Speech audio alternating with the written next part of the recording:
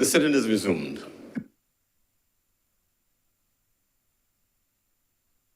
Senator Andrele Boyce.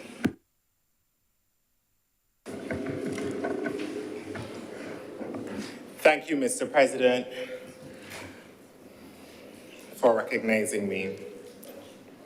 Sir, the process we are engaged in is not only one where we ascribe resources to the government's, to the country's program for the coming financial year, but it literally is the government putting its money where its mouth is and signaling its values to the country.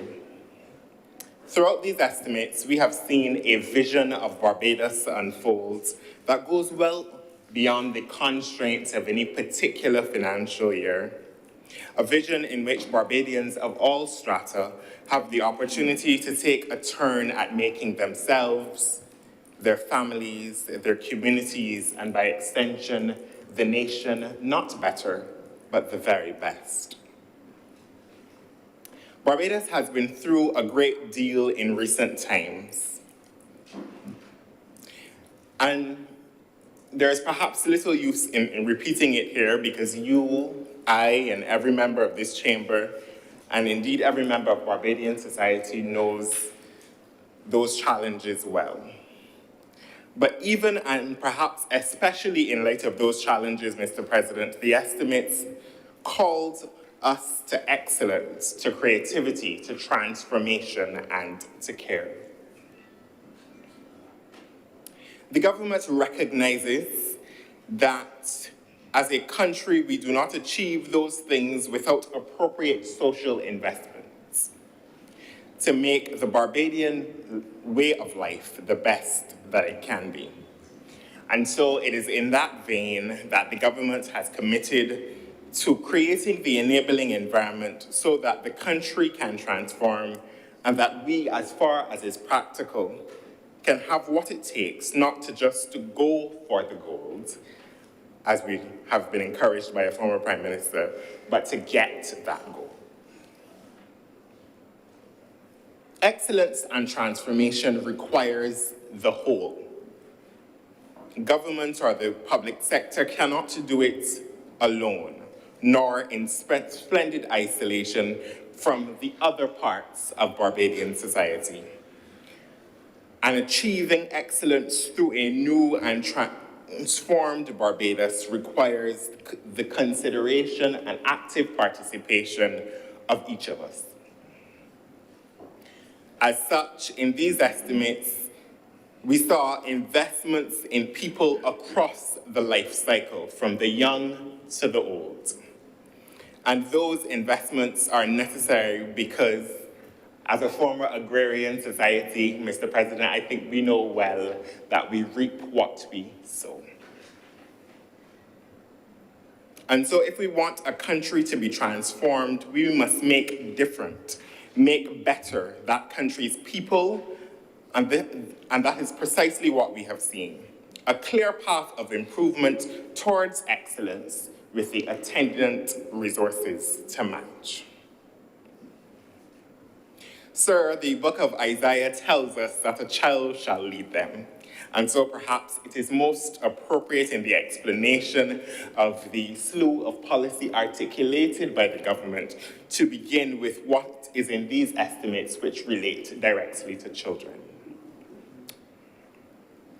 Perhaps the investment in parenting is where I should in fact begin, because without it, we are gambling on the quality of our children when we fail to support parents in the effort of parenting, Mr. President. We do not take seriously the future of this country. And so these programs are intended to inspire and to create the kind of social stability whose absence makes us all worry about our ability and about the younger generation's ability to not only transform, but survive.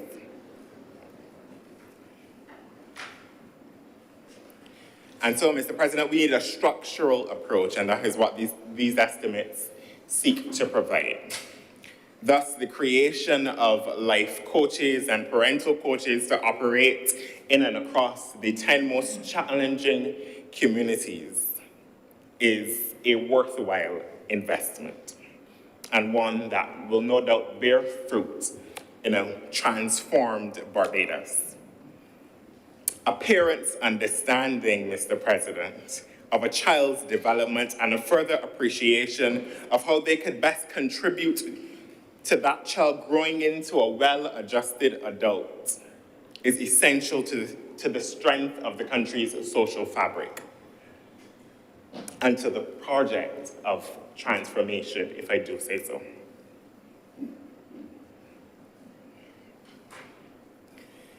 Sir,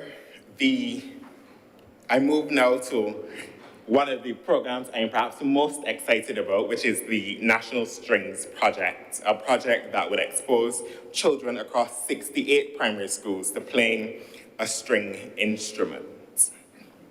This is democratizing and making accessible cultural experience, Mr. President.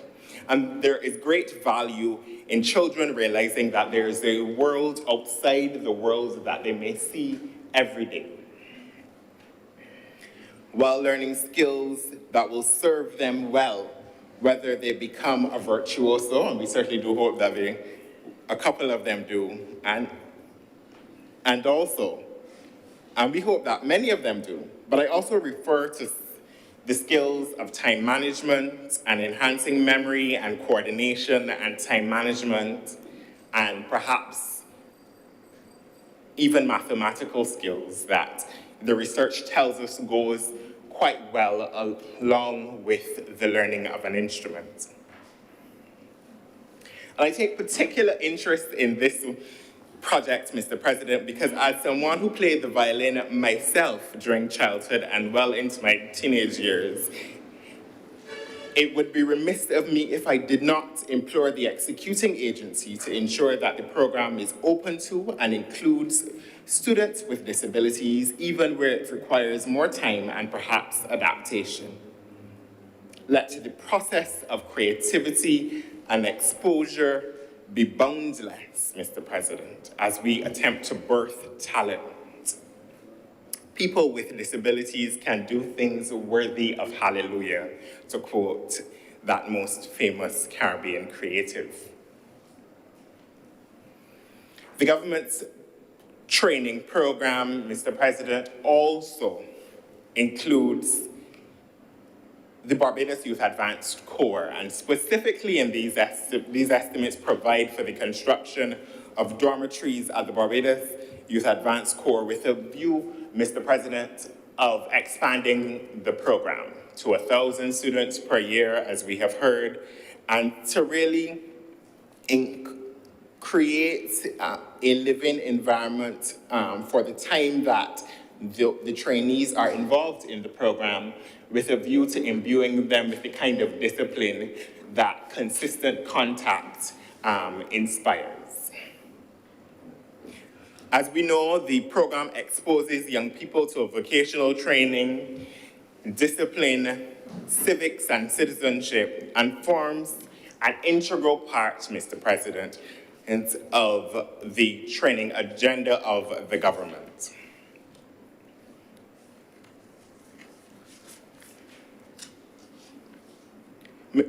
Mr. President, the estimates specifically on the issue of training goes on to provide for, the training of persons with disabilities in a First Jobs initiative. And one of the perennial issues in the community of persons with disabilities is the lack of access to decent work that makes the skills, that highlights the skills, talents, and abilities of the community. And I hope that this initiative will be an important signal to the private sector and perhaps to the entire society that persons with disabilities can work, want to work, and deserve to work in this country.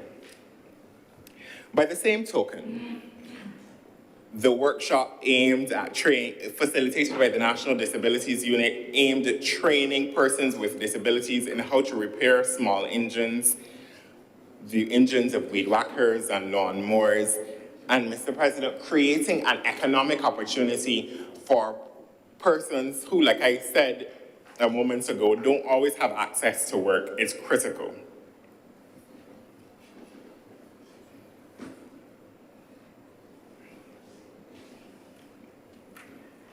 And I go further to reference this new management trainee initiative by the government.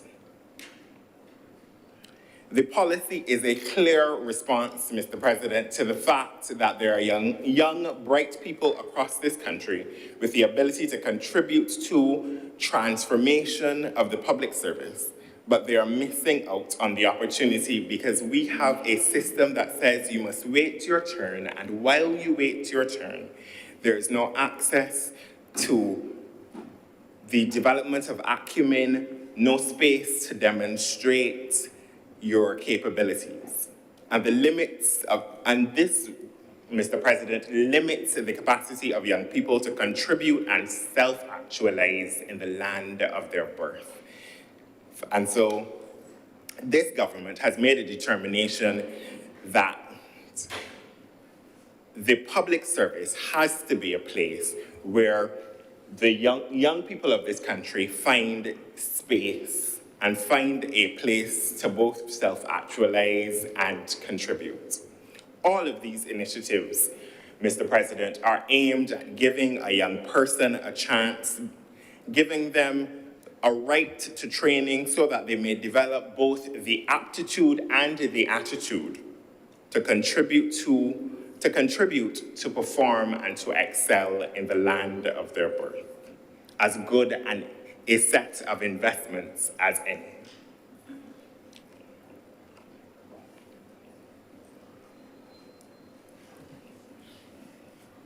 Mr. President, we in this country appreciate the critical importance of sport.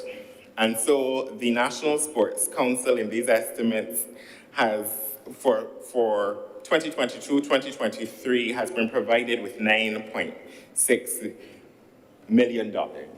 And we talk, and one of the signal plans of the government is the construction of the 17 mini stadia across Barbados, a move that will allow Barbadian athletes the space to practice, exercise, and excel. Gone are the days, Mr. President, when we define excellence, we don't also include sporting excellence. Because this country knows the transformative power of sports, this is, of course, the country that helped turn an average boy into the greatest cricketer the world has ever seen.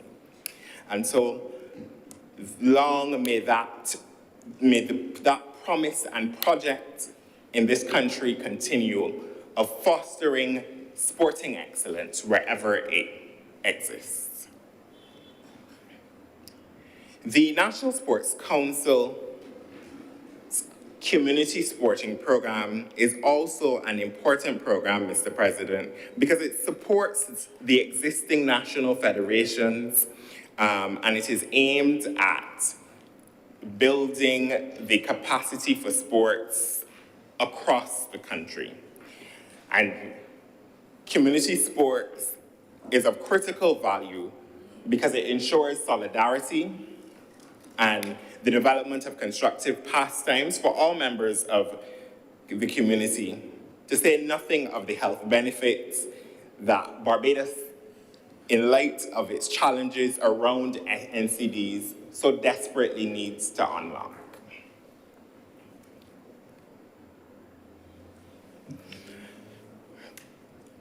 And so that too forms as good an investment as any. One of the concerns that many young Barbadians have, Mr. President, is that of housing. And the government's aggressive and comprehensive housing program responds to the perennial challenges in that sector.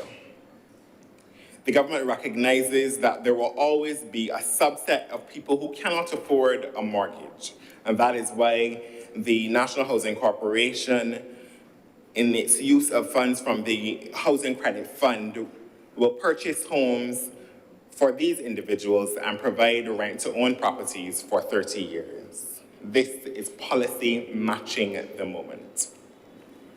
Similarly, the HOPE program, which we all know, caters to a range of individuals, but considers the reality of early professionals who may not ordinarily have access to a home outside of government's intervention. But I go further, Mr. President, because the government has made good on an obligation to provide housing for thousands of Barbadians, like I just said. But there's also an obligation, and the government has made good on the obligation, to ensure that in the construction of homes, that homes are constructed in a sustainable way and that they don't have a negative climate impact, Mr. President, with that green energy home intervention. These days, Mr. President, policies cannot afford to have a single focus. If we're going to transform Barbados, policies must do more than one thing. And if there was an emblem of the multifaceted nature of the government's interventions, I think this would be it.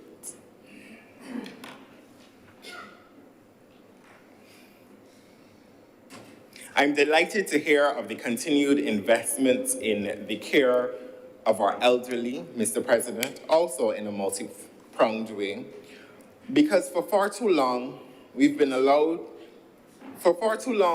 my view, the policy interventions in relation to persons who we consider aged have been allowed to grow stale, and we have proceeded on the antiquated thinking that after a life of contribution, our elderly wither away while waiting out the rest of their days. No more, Mr. President. And so the elderly care program that was created during COVID will continue. That program allows the older population to be cared for and to benefit from companionship and to be assisted with day-to-day activity, Mr. President, and to have the interaction that I think we all know is so critical, the interaction and engagement that we all know is so critical, particularly as the country grapples what certainly feels like increased levels of dementia and Alzheimer's. As the population ages and care responsibilities become greater for the younger generation, who are called upon to effect that difficult balance between work and children and care for an older relative. This is the country's investment, Mr. President, in lightening that load, in making better the care of those individuals. No doubt a signal that the country that these older people helped to build have not forgotten them.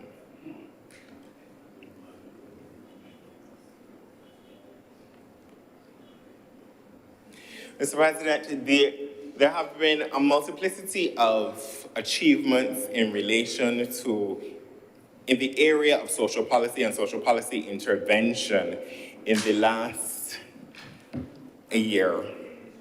We have seen the preparation of a draft national policy on aging, the preparation of a child protection bill to be laid in, that has been laid in the Parliament, and of course, the preparation of a draft policy and legislation on the rights of persons with disabilities. Mr. President, I have the honor of being a member of the Committee for Improving the Lives of Persons with Disabilities, where we have engaged with more than in more than 50 meetings with stakeholders of the community of persons with disabilities, as well as the private sector, unions, and the NGOs. And in fact, we will hold what is expected to be our final engagement later this week. I look forward to later this year debating this first of its kind bill in this place, Mr. President, and crafting new realities for persons with disabilities. In addition to the legislative framework, the Child Protection Bill, the Aging Policy, and the Disability Bill, the Ministry has successfully completed the IDB-funded project for strengthening human and social development, Mr. President, which entailed transformation of 218 households and putting them on a path towards empowerment. Mr. President, in this program, various services were provided to the families, a recognition that while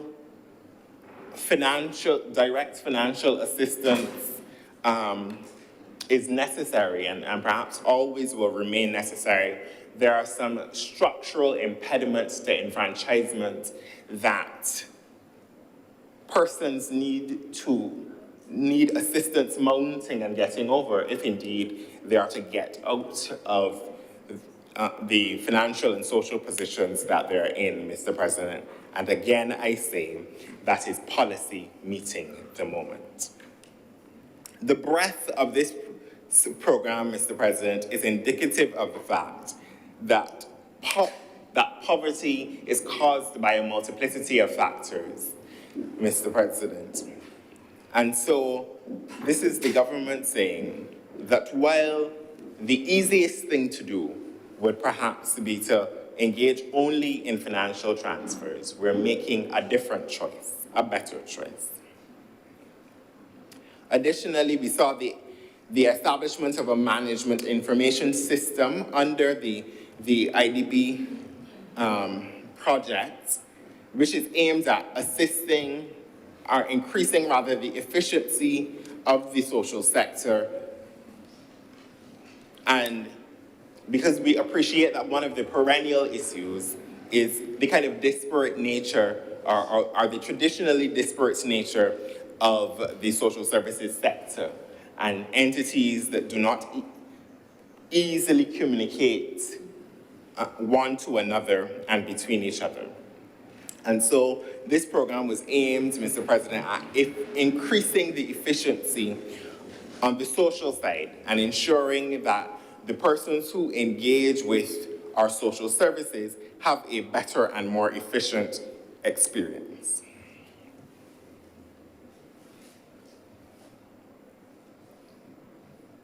And then, of course, there was the household mitigation unit and the 600, the household mitigation unit, which provided the 600 a month payments to some of the most vulnerable families in the country, Mr. President. That intervention became necessary during a pandemic where we were all unsure, and perhaps the most vulnerable families, more than most, were unsure about their ability to survive and to support themselves, Mr. President. And that intervention remains necessary and is provided for in these estimates. I want to make a point, Mr. President, about the kind of legislative and policy framework that we can see evidence in this sector. Because often governments fail to have the work they pursue, particularly in the social services sector, be driven by a sufficient policy and legislative orientation, and choose instead to execute a program here and an intervention there, but not have those things guided by a policy that lays out the values and guiding principles that clearly evidences the desired outcomes. Mr. President, not so with this government, and certainly not so in this ministry. There's a comprehensive policy orientation to the work to be carried out here, and the policy orientation is informed by wide consultations that have privileged the engagement with and the opinions of stakeholders across various sectors. In line with this new agenda, Mr. President, we must admit that there are different conversations that the government has been having and that the public must be prepared to listen to and to engage in. These conversations confront some of the entrenched ideas about how our societies function. Perhaps the broad theme of that conversation is this notion of rights. The idea that children have rights, that persons with disabilities have rights, that the aged have rights, that poor people have rights. But permit me as I get a little more granular, Mr. President, because it also includes the idea that children have a say in the outcomes of matters which relate to them. That persons with disabilities who can and who aspire to should be accommodated in multiple areas across the country in work, school, and recreation. And that the elderly require more than looking after, and that even as they age, continue to have a stake, a voice, and a place in Barbadian society. In these estimates, the ministry has put aside resources for various public relations efforts.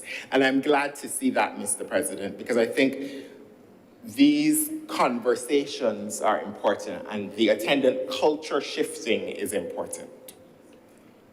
My only ask is that those efforts be consistent, comprehensive, driven by data, and informed by culture. While the government's commitment in this area is unquestionable, the government in the execution of its social program and in caring for the vulnerable, Mr. President, require the support of citizens in sharing that responsibility. The family is the socializing agent in our society, and it is that family which must be foremost concerned with the well-being of its members. And while the government is prepared to assist the family through the work on its social agenda, Mr. President, the foremost concern of the family must be keeping themselves together, keeping themselves well, and ensuring the stability of that unit.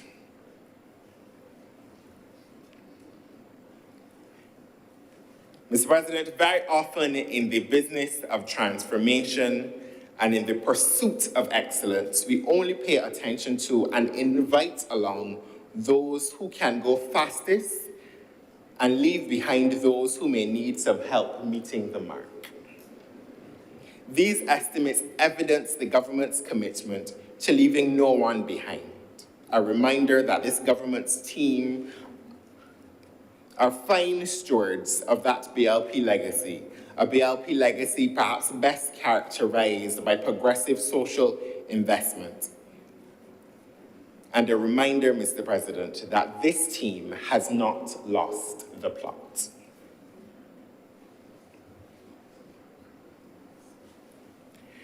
I refrained earlier from particularizing the various challenges that the country has faced, Mr. President, but one thing is sure. As we attempt to get out of the harried survival times of the last few years, policy must excite the Barbadian imagination, reinforce the values that are uniquely ours, and accelerate progress into a new stage of development. The set of policies laid out here, Mr. President, matches the moment.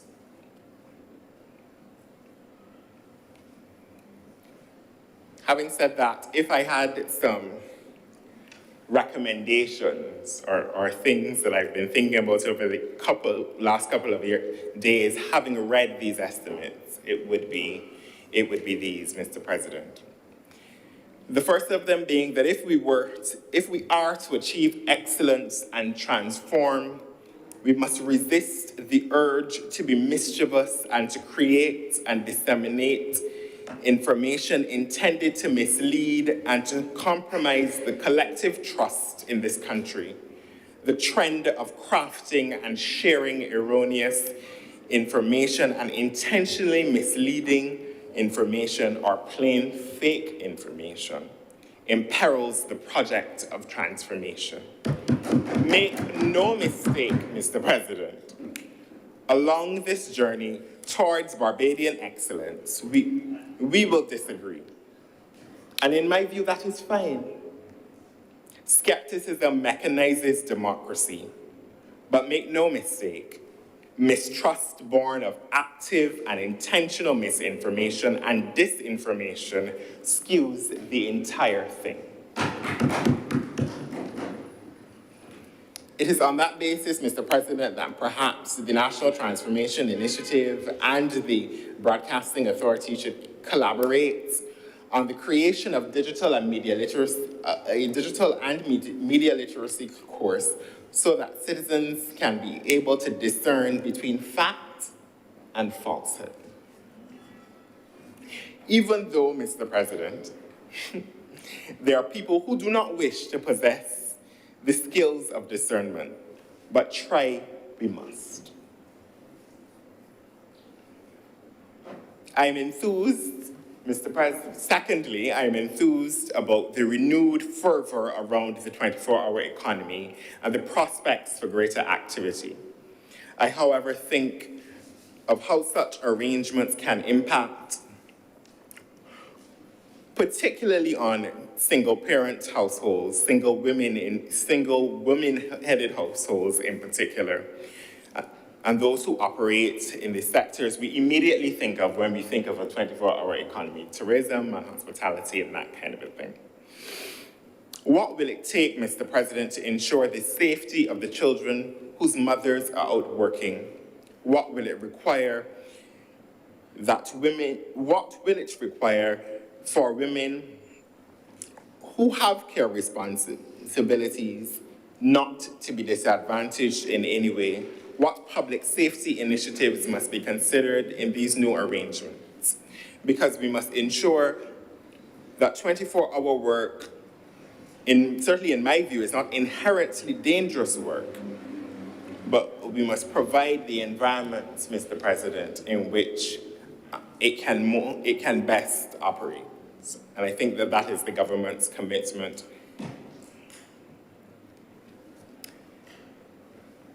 The government's investment in developing people and crafting systems to make life better must be matched by a commitment of the citizen. What of a country so bold so as to decide on a path and to pursue that path, not despite of what may ail it, but perhaps because of what may ail it. Mr. President, the idea of family courts, the idea of greater social interventions in the judicial system and providing an opportunity for families to more swiftly resolve their issues, to more equitably come to resolutions that are more equitable, is also something we heard in these estimates. And as I indicated earlier, the family is perhaps the most important unit, and we must do what we can to keep it together. And so these initiatives, Mr. President, the initiative of a dedicated family court, the initiatives of having social worker intervention in that process, and to fast-tracking those issues with a dedicated registrar and that kind of a thing is, again, policy which responds to the particular realities as experienced in the country.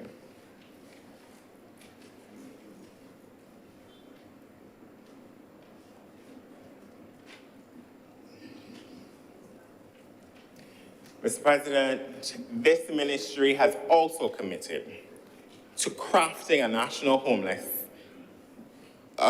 policy on homelessness, and to recognize, Mr. President, that vulnerability exists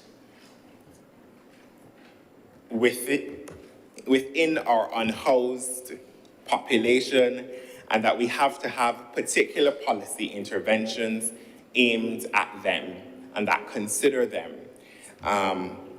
I think for a long time in this country, we have thought of them as throwaways, if I'm to be perfectly frank. We have not given sufficient thought to the interventions that may take them out of homelessness. The most immediate concern, Mr. President, is that of shelter, and I appreciate that, and I think we all do. But again, multi-pronged policy that responds to challenges around domestic violence, challenges around drug abuse, those issues, Mr. President. And the Ministry of People Empowerment has committed to tackling those issues in these estimates, and I'm glad to see that.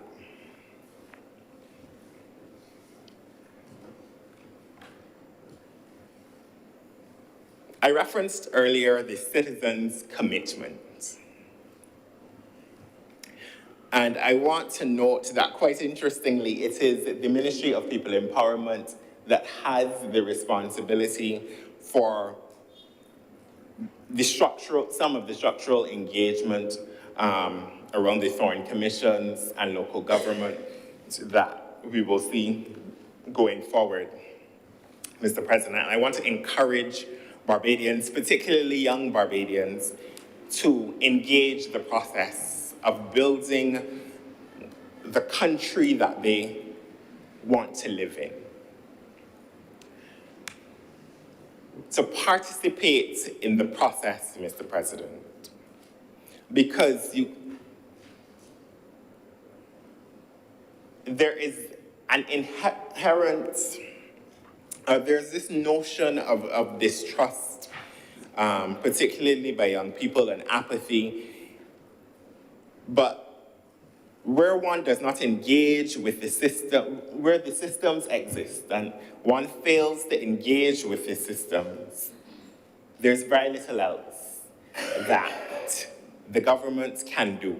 And so I encourage Barbadians, young Barbadians in particular, to engage with the process, to share their views and perspectives on various matters, and to make Barbados better. Mr. President, transformation and excellence is no easy task. And committing to such in the aftermath of the particular challenges of the last few years requires perhaps a bravery that we have not seen, Mr. President. Thinking not only about tomorrow, but about the continuation of a Barbadian project, Mr. President, and progress that has moved us from sugar to tourism to financial services, a trajectory, Mr. President, that has brought many Barbadians into the middle class by exposing them to education, Mr. President. And that is what is before us now, the choices about what Barbados is next. And the firm commitment of this government is that Barbados going forward is excellent and transformed. I'm obliged to you, Mr. President. Thank you very much, Senator Boyce. Senator Dr. Christina Hines.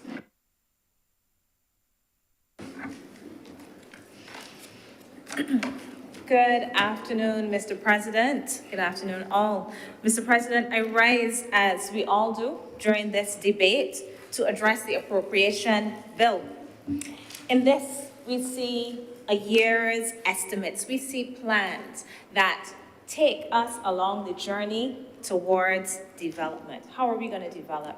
This is one step of the journey.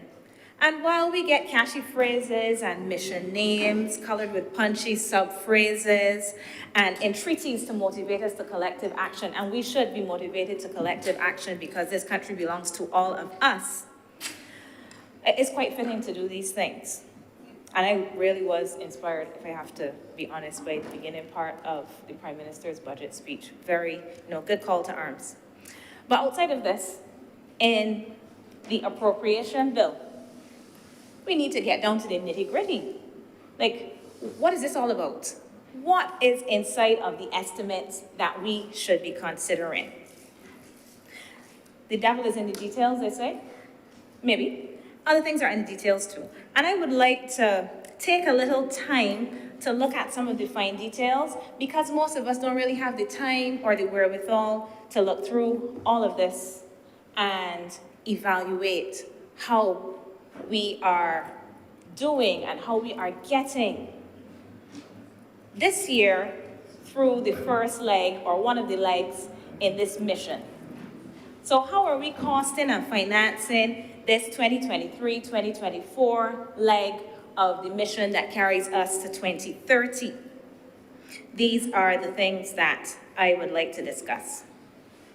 So instead of awaiting highlights, and instead of us just having to trust, because most of us don't have the ability to truly analyze the estimates, so what most people have to do is we have to trust. We have to trust that those who are given the responsibility of compiling the estimates are doing a good job and they're doing it in all of our interests. But in addition to trusting, which is very important, we must also verify. Trust, but verify. So I'm going to try and do a little bit of this today. Addressing all of this was also quite a task for me. However, motivated to strive for excellence, I will endeavor so to do. So I'm going to start by looking at the macro, what I'm calling the macro element of the estimates. That's what we see on the front cover and the first few pages in the estimates. I'll start with this theme. And this is the most obvious to me. And this is us looking at the estimated current revenue for 2023-2024 of approximately $3.5 billion. Estimated total expenditure of $4.2 billion. But what does this mean? Well, you don't need to have excellent mathematics to figure out that we are spending more than we have coming in. And this is not uncommon in public finances. Table 8 of the estimates document indicates that the country will need $844 million in financing, of which $466 million will come from foreign sources, and the remainder, that is about $378 million, will come from domestic sources. We have heard some of this already. In the 2022-2023 estimates, that's last year, what we saw, this is the revised estimates, we saw that the country was able to get to $171 million in domestic financing. $171 million in domestic financing. Okay? So we need to do a lot better on this leg of the mission to get to, what did I say it was? $378 million from domestic sources. So this is no mean feat, but I have a favorite slogan. I play some sports. I have a favorite slogan from Adidas. It says, impossible is nothing. So that means that it can be attained, right? I believe it can be attained. I hope it can be attained. But instead of maybe addressing some concerns that people may have about how it is we are going to more than double domestic financing, we get a lot of pomposetting about concerns that people raise and questions that they have about how we are going to get to this number. How are we going to get to the number? That's a reasonable question. How are we going to get from 171 million to more than double that? That's a reasonable question. And here are some answers that one might provide instead of pomposetting. We have some incentivization to encourage confidence. Encourage confidence. And I heard some of this and I thought, okay, fair enough. What we have, and I believe Senator Nurse mentioned it, we have some repayment of the Series B bonds. This could help to bolster, and I will say it again, thank you very much. And this will help to bolster domestic confidence. Still, these are not matters to get into a passion about. They really are not. What we need to think about are how far these measures will take us in stimulating the domestic appetite for government debt. And this is a question that we need to think about seriously. So this is not to say that initiatives will not be useful or worthwhile, but how far will they take us down this road? And I think we do need to take these questions seriously and truly ensure that the probing is met instead of with bluster, is met with serious efforts to ensure that we get there, because impossible is nothing and we can get there. Mr. President, I will continue with this macro issue very briefly, or somewhat briefly. And it's on the seemingly off-limit topic of debt. You cannot talk about debt, because if you talk about debt, you're fear-mongering, you're a naysayer, you are doing something that is off-limits, but I will venture to do so. All I will say here within this honorable chamber that does not echo is that although the debt trajectory is a good one and should be commended, although the level of debt as a ratio to GDP has improved and is improving and is moving in a positive direction. Yes, clap for that. And although the foreign debt we have access has been cheap, it has been cheap. The animatedly dismissive approach to concerns about raising foreign debt levels and the potential future, I cannot understand. People are allowed to raise questions and concerns about their business in this country, and this is what we intend to do. We, the people. Now, some of the, I guess, efforts to cast questions that people have in a negative light seem aimed at silencing or perhaps just overshouting those who may have critical perspectives, who may not understand, or who may just be cautious. Cautious. And caution is not the same as fear. Caution is important for human survival. Without caution, the human race might not exist. Also, risk is important. Trust is important. But all of these things are important in combination. We need these things in society. We need people that express the need for caution.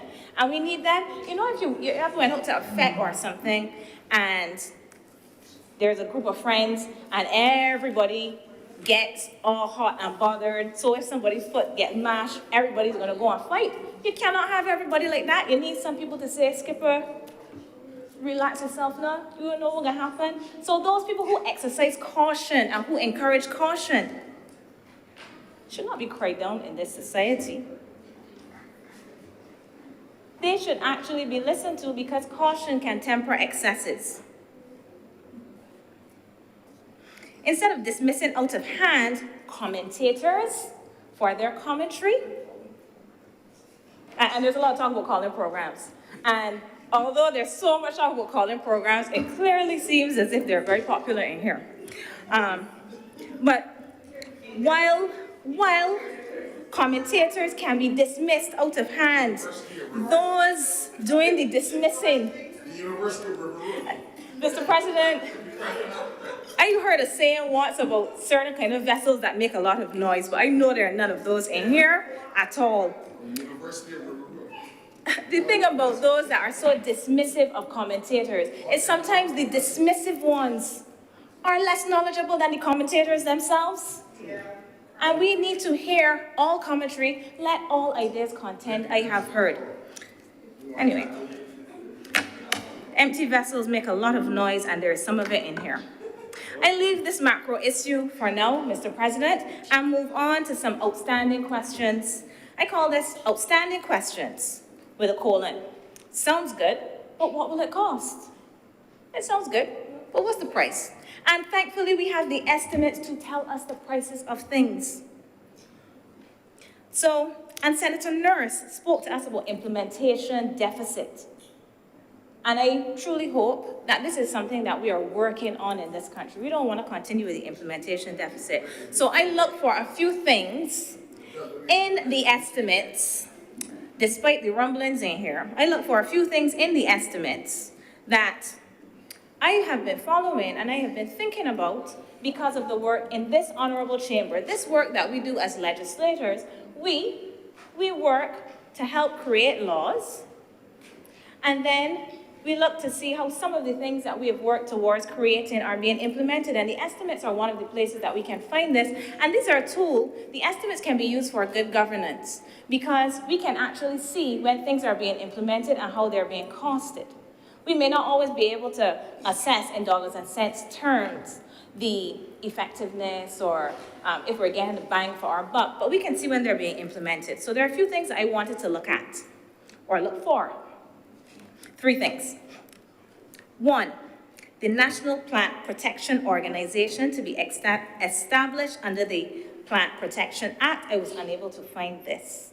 Under the Estimates Program 162, Resource Development and Protection under the Plant Protection Subprogram 0169 within the Ministry of Agriculture, Food and National Security.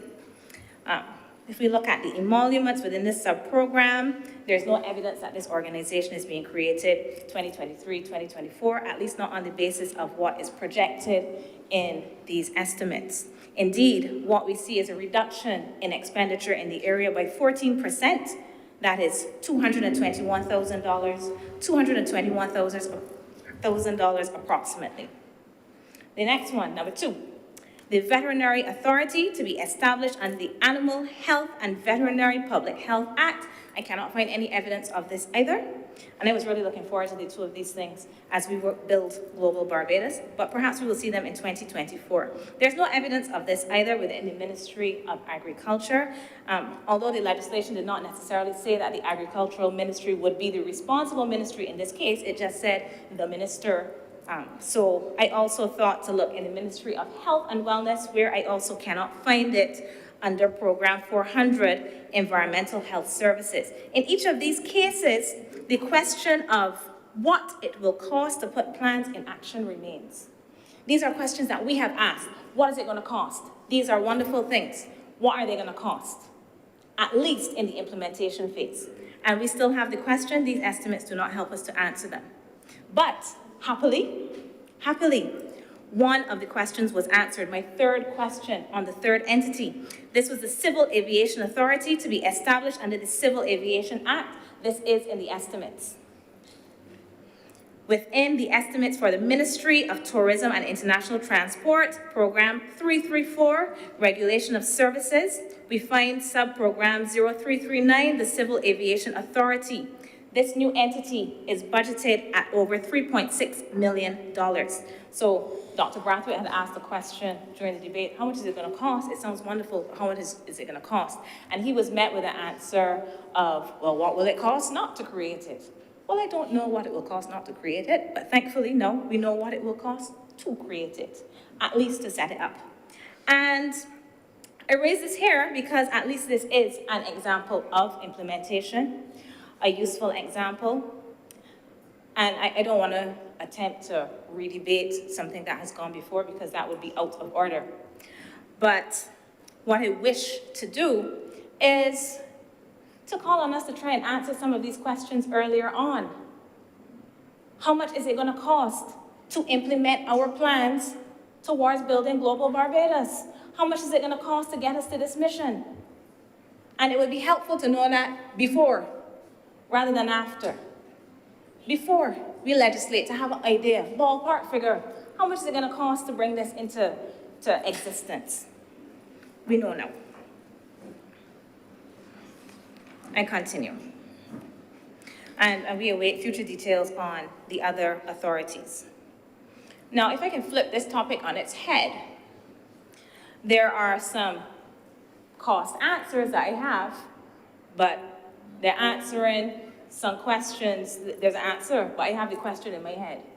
So one of them that stood out to me, and I went through this thing, tried to be methodical. Sometimes I was, sometimes I wasn't. Flipped through the pages. If things jumped out at me, I said, let me look at last year's estimates. Let's reflect on this huge document. So flipping this topic on its head, and this is an area of interest to me, is the line item People Assembly within the Ministry of People Empowerment and Elder Affairs. People Assembly. Has a decision been made on Barbados having people's assemblies? Has a decision been made? Because I was not aware that one was made, that Barbados was to have people assemblies. I thought this was a matter that was being returned to the people for consideration. I thought so. I might be wrong, but that is what I thought. This subprogram, 0487, within the Personal Services Delivery Program, allocates $112,800 and then doubles this in the forward estimates. In the forward estimates, it doubles this. So for 2024-2025, it is doubled to $245,000. Okay. Now, this is a bit curious to me because line item 226 provides $33,000 for rapporteurs, 10 town hall meetings, for the preparation of a final report, for website maintenance and social media boosting. But alas, there is a final report already, as far as I can tell. One that was published, made available April 2021, and I found it on, I read it myself, unless it's not final, but it doesn't say draft anywhere. There's nothing in it to indicate that it is not final. And it is on the GIS website. In case anyone wants to accuse this of being false news, it's on the GIS website, dated March 4th, 2022. You can verify. I'm not arguing. I'm saying what I have to say. Thank you. So, this may be a small point, but there's something else that I would like to raise, which is that in 2022-2023's estimates, $50,000 was budgeted for the very same thing, for the same 10 rapporteurs, for the town hall meetings, preparation of a final report. So they got another final report. They had one last year and one again, or they didn't do it, or I'm not quite sure what's happening. But these raise some concerns. But the wider concern that I have about People's Assembly is that the People's Assemblies are supposed to be about governance. They're supposed to be about bringing governance closer to the people. I don't necessarily agree with everything about them because I already think that one's member of parliament should really be the local government. But that is a different discussion that we can have. But since this report in 2021, I do not know what has happened on these people assemblies. What has happened and what is happening. And I wait to find out, not just in the estimates, not just by seeing that these are budgeted for, but by hearing when are they going to start? How are they going to work? When are we going to start having these elections, if indeed we are going to have the elections? And in the report, in the same report, the Thorne Commission report, it includes a recommendation for senators coming from these people's assemblies that would indeed affect the Constitution and probably the constitutional reform process. So the estimates are helpful for helping us to try to kind of look at some things that are costed and to ask some questions about them. Because I have not heard a lot about these people's assemblies in the last year, but they're budgeted for. So my question, there's an answer, how much is it going to cost? But the question, what's happening with these, remains. There's another little question that I have, and it is a question about duplication. We have limited resources. We can't afford to be duplicating efforts at all. Cannot. And in the Ministry of Home Affairs, there are a few line items. I know it's really tedious. I actually went through the estimates. I apologize for this, but I will do it all the same. In the Ministry of Home Affairs, there are 3 line items. Information and media relations, that's $400,000. And what I read from the notes is that this is for the government advertising department. That's fine. Then we have 203, information and broadcasting services. That's the management of public relations in addition to the broadcasting authority. And then there's 247, which is services in public affairs, $1.4 million. Oh, the information and broadcasting services, $3.8 million, and services in public affairs, $1.4 million. And that's public engagement to ensure that government's aims and policies are known and understood. I don't know what's the difference between that and public relations. I'm not quite certain.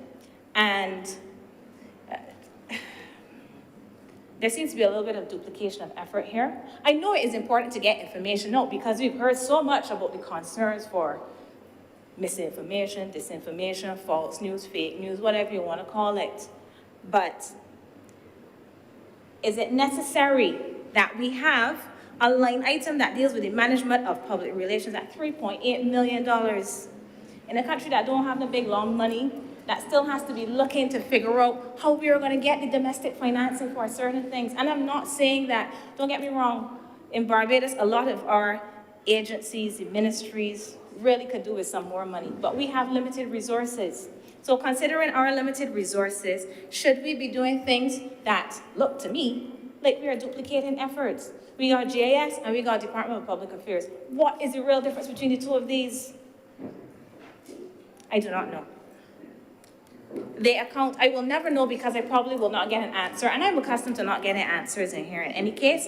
And these account to $5.2 million in information. And despite the $5.2 million in information, it sounds like you could just call the calling program. Because that seems, from what I hear in here, to be the most effective way to get across your message. Anyway, I digress. My last area, well, not last. My last big area is big spend.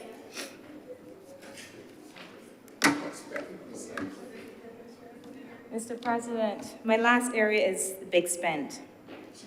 And it's really one of the things that is somewhat humorous is that when certain people speak with assertiveness, it is viewed as a quarrel. When others speak with assertiveness, it is just normal. I'm not going to call it gendered or anything, but I believe that it is. There's no quarreling here, despite the rumblings from one side of the floor. What there is an assertive presentation. Thank you. So I continue. We will get to big spend areas. And one of the big spend areas that we have is education. Education. And one of the things that I admire about this country, Barbados, is its consistent commitment to funding our social safety nets, to funding education, to funding healthcare, to funding social welfare. Consistent commitment. We're not talking about a particular area, we're talking about across the board. And historically, if we look from independence to the present, I will let you finish, Senator Nichols. I will let you finish, because I don't like to speak when others are speaking, because it is rude. Honourable members, there's a bit too much buzz. Be calm. Senator Dr. Hayes, continue, please. Thank you, Mr. President. Education.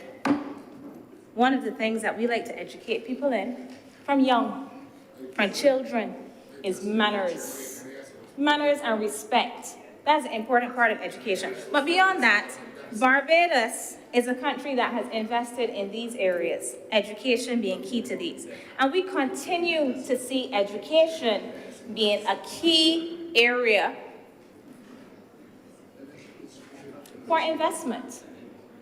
And the returns from this investment, I believe, the returns on education have led this country to being partially what it is. What is that? It is a country that, despite all the ups and downs, besides changes in government, performs well in things such as human development. It is a country that does this. It is a country that can continue to boast of having an educated population. So on this topic, I want to join others who have spoken about how critical it is for us to revolutionize education.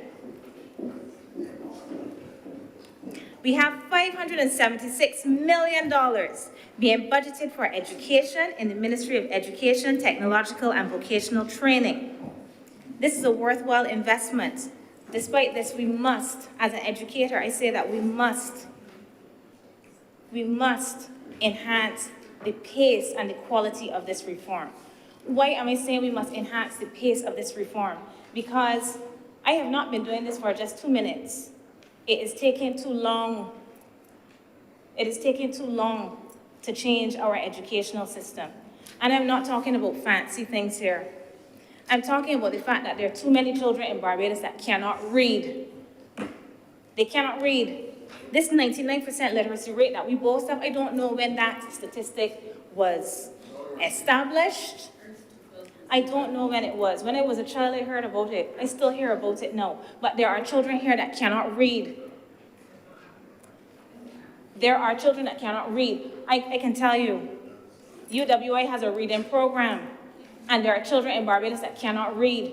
They are being pushed through the educational system. They can write the name on the exam paper, but they cannot really read. They're not functionally literate. We cannot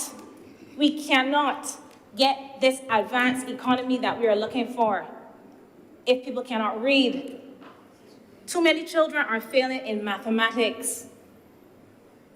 You want to talk about UWI? At UWI, too many people come to the university having to do remedial mathematics.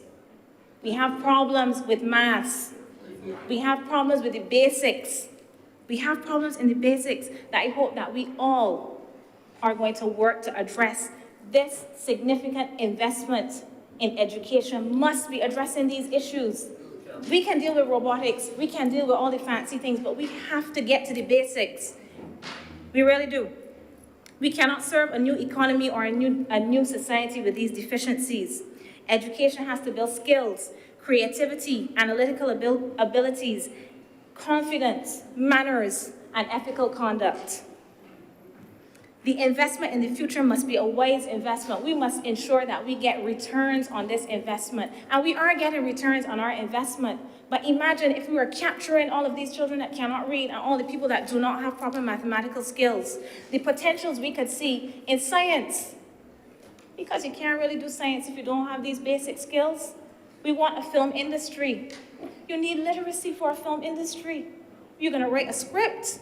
We don't just want to be the users of the film industry. We want to produce as well. We want our creatives to produce. You have to be literate. You have to do history. You have to do philosophy. All of these areas are critical if we are going to drive this new economy. And unfortunately, there are too many schools within which the 4th, 5th, and 6th forms, you do not have many people doing sciences. We do not have many people doing history. This educational reform and revolution has to focus on the basics in addition to the new things. Because we cannot do the new things properly without getting the basics right. So this is a plea here. I'm using this estimates debate to say that on our biggest spend area, we have to ensure that we are investing wisely so that we are not leaving people behind while we create this new economy. There's another area that we have to focus on as well, and that is the area of art. So we know that we have this Strings Initiative, and I really value this because education in music is important. Education in art is important. These are areas that we cannot forget when we're talking about robotics. Robotics is good. We want the children to do this. We want them to do coding. We want them to do all of these things. But there are other areas we have to educate a whole person, holistic education. I am asking that this investment in education see the returns that it should see. And I am also asking that in our emphasis on vocational training, which is important, that we do not continue to do this thing that we do in this country, which is pigeonhole people, which is decide that somebody is academically inclined and somebody is not. We have to stop doing this in our educational system. We have to stop deciding that people cannot change tracks. We have to stop acting as if there is a hierarchy in the educational system, because all of these things are important.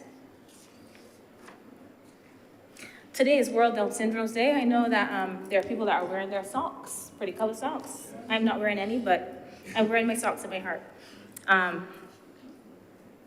And on this day, and every day, I think it is important to emphasize as well that our educational investment must reach people. The people who we are thinking about today on World Down Syndrome Day, it must reach them. Our education must reach people with disabilities. It must reach those who are neurodiverse. We must have appropriate testing. We must have all of the support required with this investment to ensure that we produce productive citizens who are helpful to themselves and to the entire community. This is a critical investment. It has always been a critical investment in Barbados. But we have to get more out of this investment by not leaving people behind. And I know this is part of the mission. And if there are people that need convincing about the benefits of education, I don't think that people do. One of my colleagues, Dr. Mahalia Jackman, has written a very accessible piece that illustrates the returns from investment, the returns for individuals in terms of earnings, also the returns in if we think about job stability. So when there are layoffs, when there are crises, people who have higher levels of certification, who are better educated, are better able to hold on to their jobs. So we can think about the society as a whole, the economy as a whole, and we can also think about individuals. Education is a meaningful investment, not just for economic reasons, for personal edification, and really for uplifting the quality of our society. But beyond the intrinsic value of education, I wish to offer a suggestion. Because what I see in education in the estimates is that education is primarily an expenditure. And I think that there are ways that we can earn revenue from our education as well. We have good teachers. We have good educators. We have a firm foundation and a base on which we can build. When we think about selling educational services, this should not just be about bringing a university here, bringing medical schools or colleges or places from America and all over the world here. We have things here already. We have the Barbados Community College. We have SJPI. We have BIMAP. Maybe eventually we will have something called University College of Barbados. We have UWA, a campus here on Barbados that's 60 years old. We have these things. And I think part of what we need to focus on is how can we generate revenue, foreign exchange, from these entities. These are not just to serve Barbados and UWA to serve Barbados and the region, but these can also be monetized. We can get some revenue, not just expenditure in education. It might not meet what we're going to pay out, but I think that these are things we should really think about. And in other places, what you have is that they charge international student fees. International students will pay more. But we have to ensure that we have quality education, quality infrastructure in education for us, first of all, for all of us, but also that can then be monetized, advertised, leveraged internationally so that we get some revenue in addition out of education. So this can be such a wonderful investment for society in general, for the economy, but also, and when I say for the economy, I mean our individual contributions to the economy, but also to the economy in terms of a traded service. I think we can do more in this area.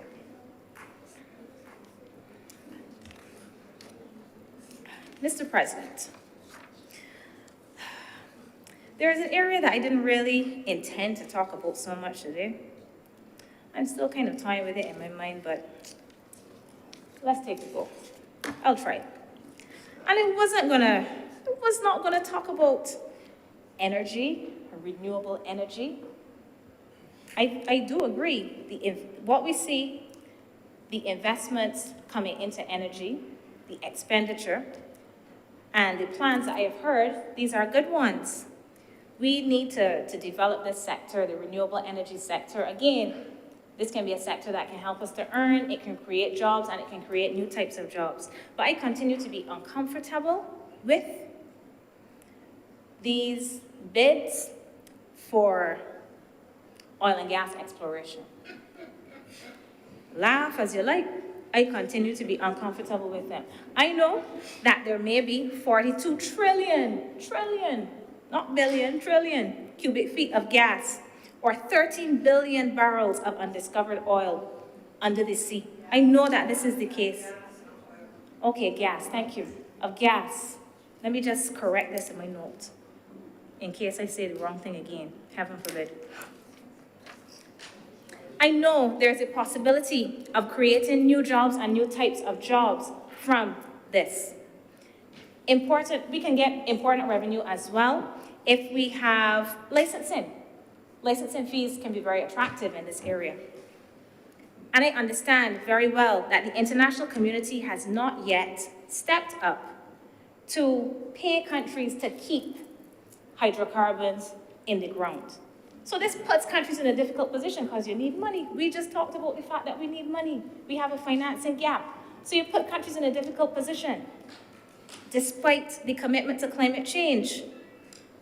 And I've heard that the Prime Minister is committed to leaving natural gas, this bridging fuel, where it is, if some entity is willing to pay Barbados to leave it there. I have heard that. But if, those two letters becomes a big word in this situation. If. Now, I would like to do a little bit of a multiple scenario analysis. This is a critical thinking tool. We can think about the current scenario we're going to pursue, but we can think about multiple scenarios as well. Let's say hydrocarbon exploration does reveal impressive resources. Let's say it does. Let's say it does.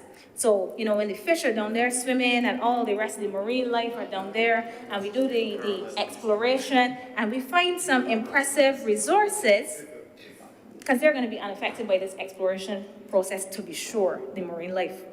But let's say that we find these resources.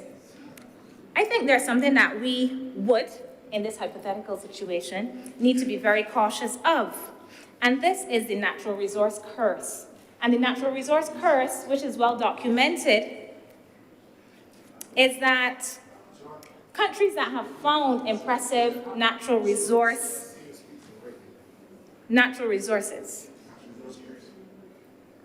have not been able to do much better than countries without. And this is because of several things.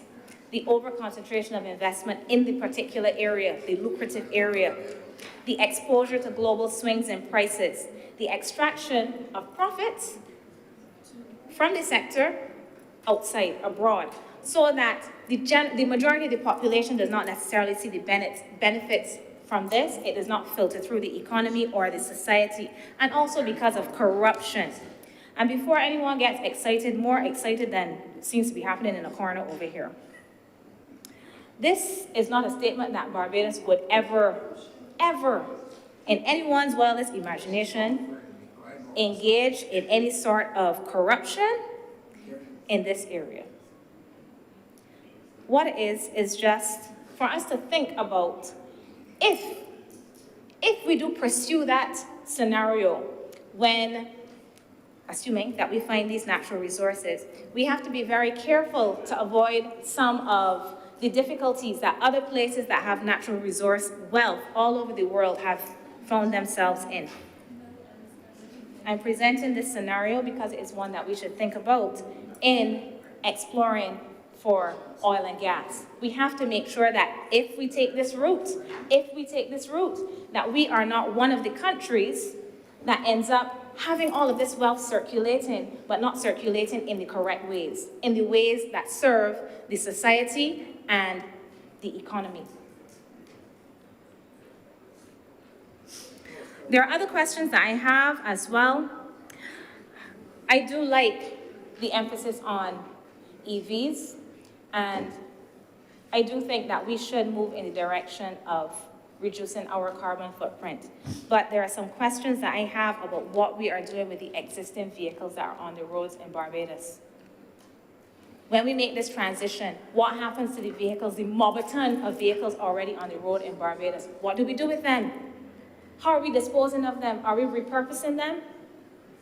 Let us say, and I want to say, that the $3 million in low-interest revolving fund at Fund Access for the acquisition of or conversion to electric plug-in hybrid CNG, etc. vehicles in the PSV sector, I want that to be successful. Let's say it's successful.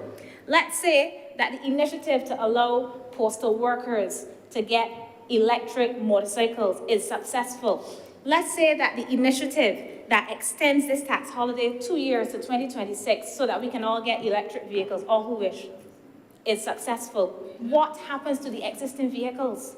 Are these going to remain on the road? That's another thing. Are they going to remain on the road and then we have more vehicles, a combination? And if they're not remaining on the road, how are we disposing of them?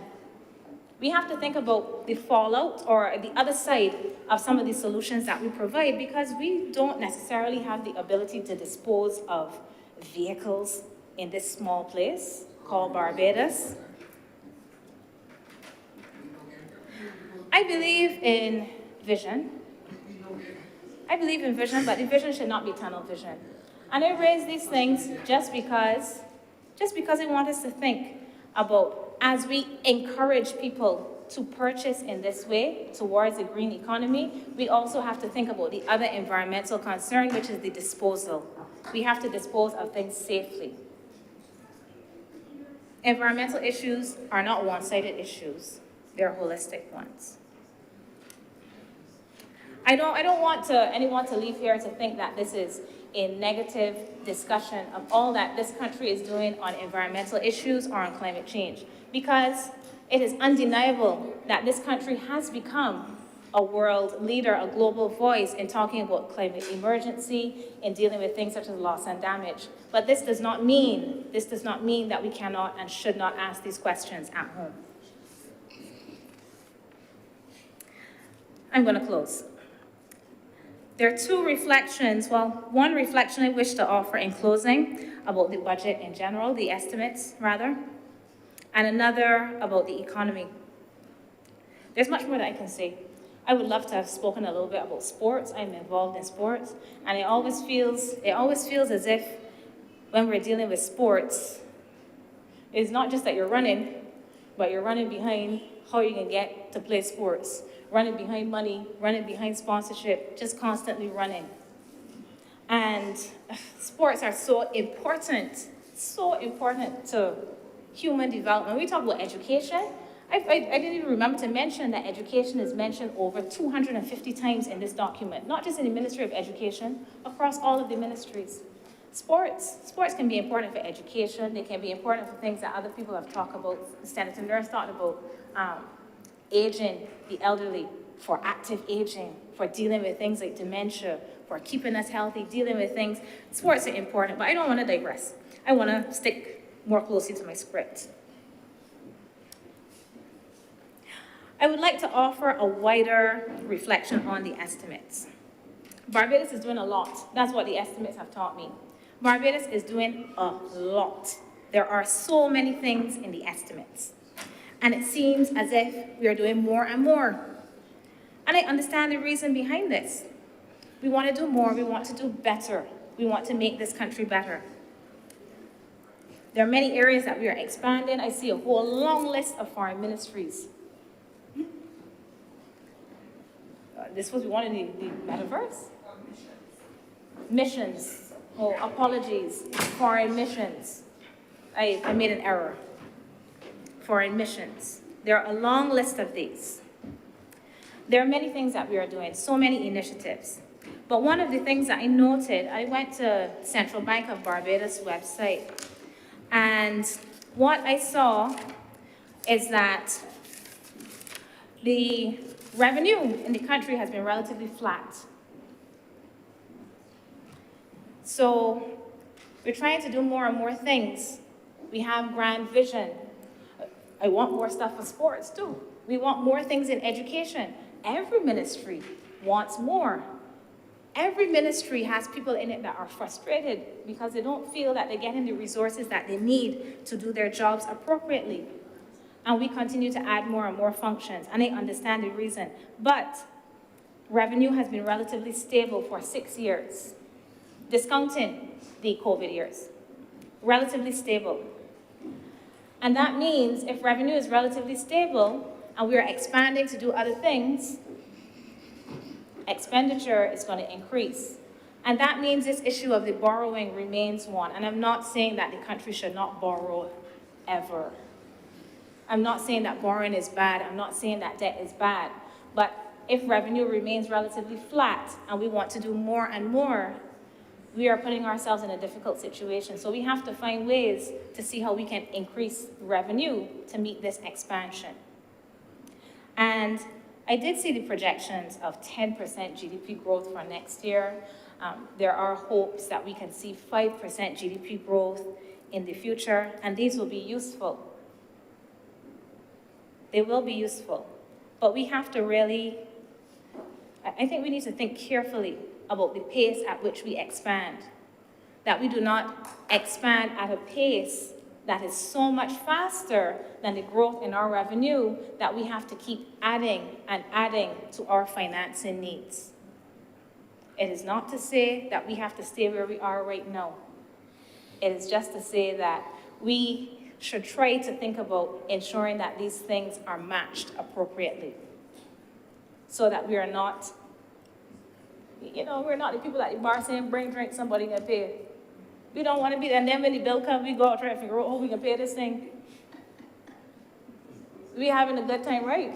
In fact, we don't want to be that. We want to really think about how we are going to grow the revenue base to keep up with all of these things that we want to do. Not just because we want to expand and do more and more things, but even if we do not expand to do several more things, that the things we are already doing, that we are doing them better, that we are providing the resources for the people in the ministries that need them, so teachers are not frustrated, so that people are not saying, I would love to do more for children in my school with learning issues, but we cannot because we do not have the resources. So that people are not, the one that stood out to me, I looked at the Ministry of Foreign Trade. Ministry for Foreign Trade gets about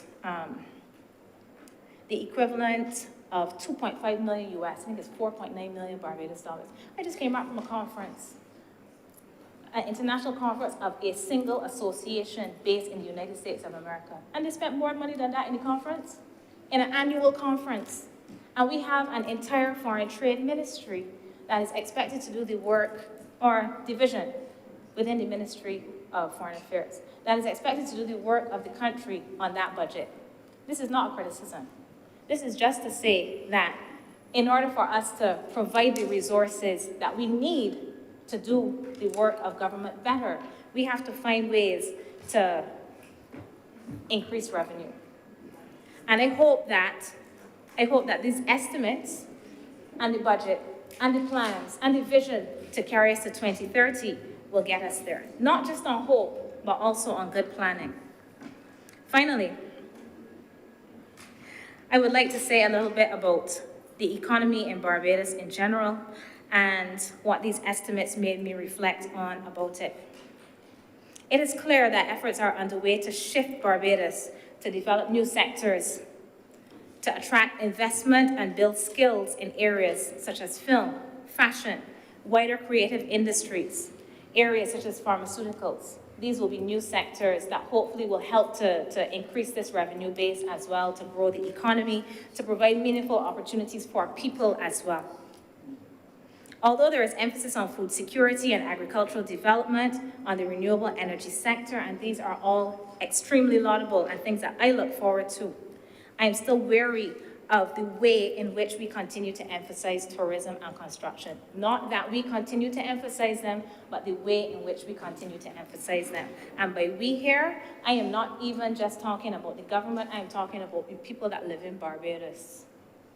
That when we talk about, oh, there's a problem with roads, there's a problem with water, what are tourists are gonna think? There's a crime problem, tourists are not gonna come here. Our priority should not necessarily be tourists. Tourism and construction are two areas that concern me a little bit. Worthwhile as they are, I think we have to go beyond them. We have to go beyond them because I understand how useful getting a construction project going. Let's build that hotel, build these hotels. These are good ways to get people in jobs quick and to get the activity around them. People that selling food on the construction site and all the kind of activity that exists around them. But we have to ask some questions about the types of jobs that we create in these sectors. What types of jobs are we creating in construction? What types of jobs are we creating in tourism as well? Do they align with the kind of investment we are putting into education? Because if we are educating people to operate at a particular level, because we want high returns from our investment, we should not be providing jobs at a much lower level. This can lead to frustration in the community. People saying that they want to leave the country rather than stay and contribute because they cannot find the kind of work that they want to do, that they have been training and learning and educating themselves to do. Part of my concern about construction as well is that it seems as if, although it generates a lot of activity in the economy and can generate a lot of jobs, it also seems as if it concentrates wealth. It concentrates wealth in the hands of too few. And I'm not talking about the ability to live. I'm talking about wealth creation in the hands of too few. And I think we need to ask ourselves some questions about why this is the case and how can we change this so that the benefits from this sector that is quite lucrative can flow across more than just a few popular names or entities. We can ask some questions about retail as well. We can ask ourselves some questions about this. Again, what is this contributing? Is this feeding into the food security that we are investing in, to the industrial development that we are investing in? Or is it just gobbling up endless foreign exchange that we have to work so hard to earn? What can we do to shift this in our country? These are some of the reflections that I have on thinking about what kind of society and economy we are building with these investments, with these expenditures for this year that are part of this bigger development plan. Mr. President, are we building a Barbados where the young and not so young want to stay? Are we building a Barbados in which they want to leave because opportunities are slim and barriers and frustrations are high? And I know it is important for us to think to 2030. We have to think along that trajectory. We cannot just think in the now, but we also have to think in now. Because we need people now to get us to 2030. I hope there are things that we can do faster. Faster than we currently are. I hope that we can think about these things as we conduct our business in this place. I end here, Mr. President. Thank you.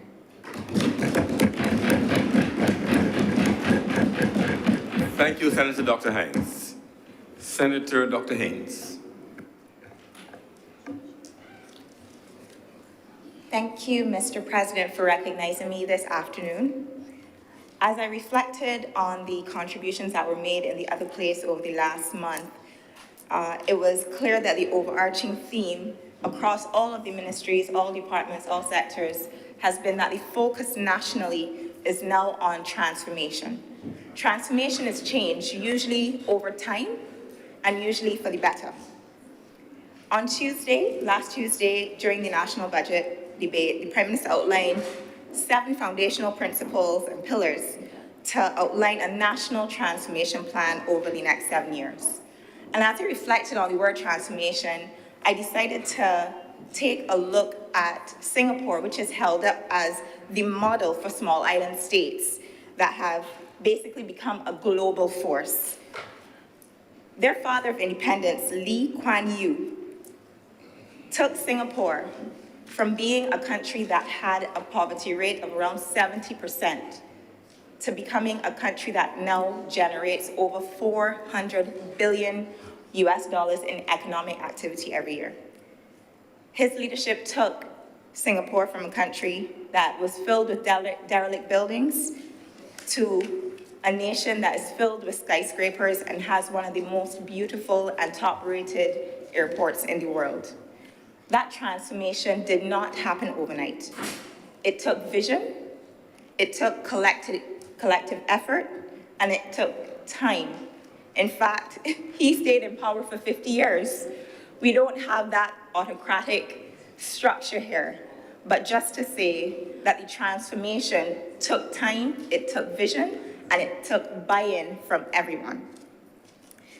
He strategically decided to invest in public education.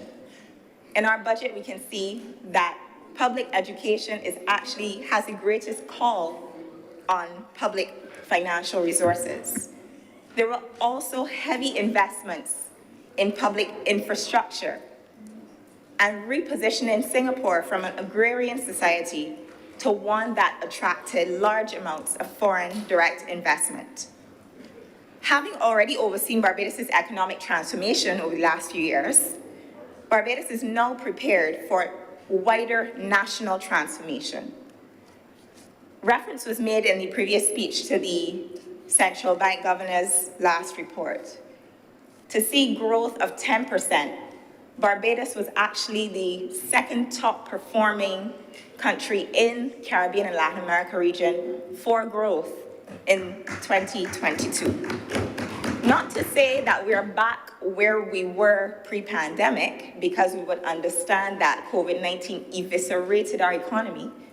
I think we lost about 17% of economic activity, so gaining 10% means we're heading in the right direction, even though we're not fully back there. We know what it was like to have $420 million of reserves left. Right now, reserves stand at over $3 billion. We went from having the third highest debt to GDP in the world to now having our debt to GDP reduced from 176% down to 123%. And this is even after the investments and the debt that was incurred during COVID and the loss of economic activity that was incurred during COVID. I could only imagine where our debt to GDP would be without the poly crisis of the last 3 years. With all the talk about debt as well, I think it's important to reiterate that absolute debt as a figure still stands at over $3 billion less than it was when we took office in 2018. As I was saying, now that the economic transformation has put us back on stable footing, it is clear that the leadership of the country has taken a decision that now is the time, now that the green shoots of recovery are starting to show, that we should seize the moment and reposition Barbados to grasp every opportunity that there is to grasp for the next decade and beyond. Investments are being made at every level to reinvigorate our society, to reinvigorate our productive sectors in a way that Barbados will be fit to face the challenges and seize the opportunities that are to come. On education, we learned of a wide-scale public sector retraining exercise that involves a partnership between BIMAC and the Commonwealth Secretariat. My thinking is, at the policy level, the Prime Minister's role and the role of the Cabinet is to have the broad, overarching ideas and vision. It's really up to the rest of us, the public servants, to show up every day and to get the job done. I personally believe that this investment in retraining and retooling the public sector to be, to use one of the Prime Minister's terms, fit for purpose, to be able to respond, to be more nimble, to better perform, to look at things in a more granular way so that we can deliver on the objectives and get things done going forward. I think it's a softer policy initiative, but it is one that I believe will have a big impact. We learned that on top of the existing investments in education, So you would all know that we reinstated the payment of tuition fees for the UWI, SJPI, and BCC. I thought it was also important that we're investing in children even at the younger levels. The strings program, learning how to play a musical instrument, is something that is typically only accessed if your parents have the wherewithal to pay for private music lessons. So to be able to put a musical instrument into the hand of every child in each of 68 primary schools, I think is going to be transformative, not just from a place of developing cultural industries and creativity, but in terms of developing discipline, in terms of having a routine, in terms of developing memory, coordination, and even mathematical ability that has been linked to learning how to play a musical instrument. We learned of the investment to be made in the expansion of the Youth Advanced Corps so that it will now have a residential component.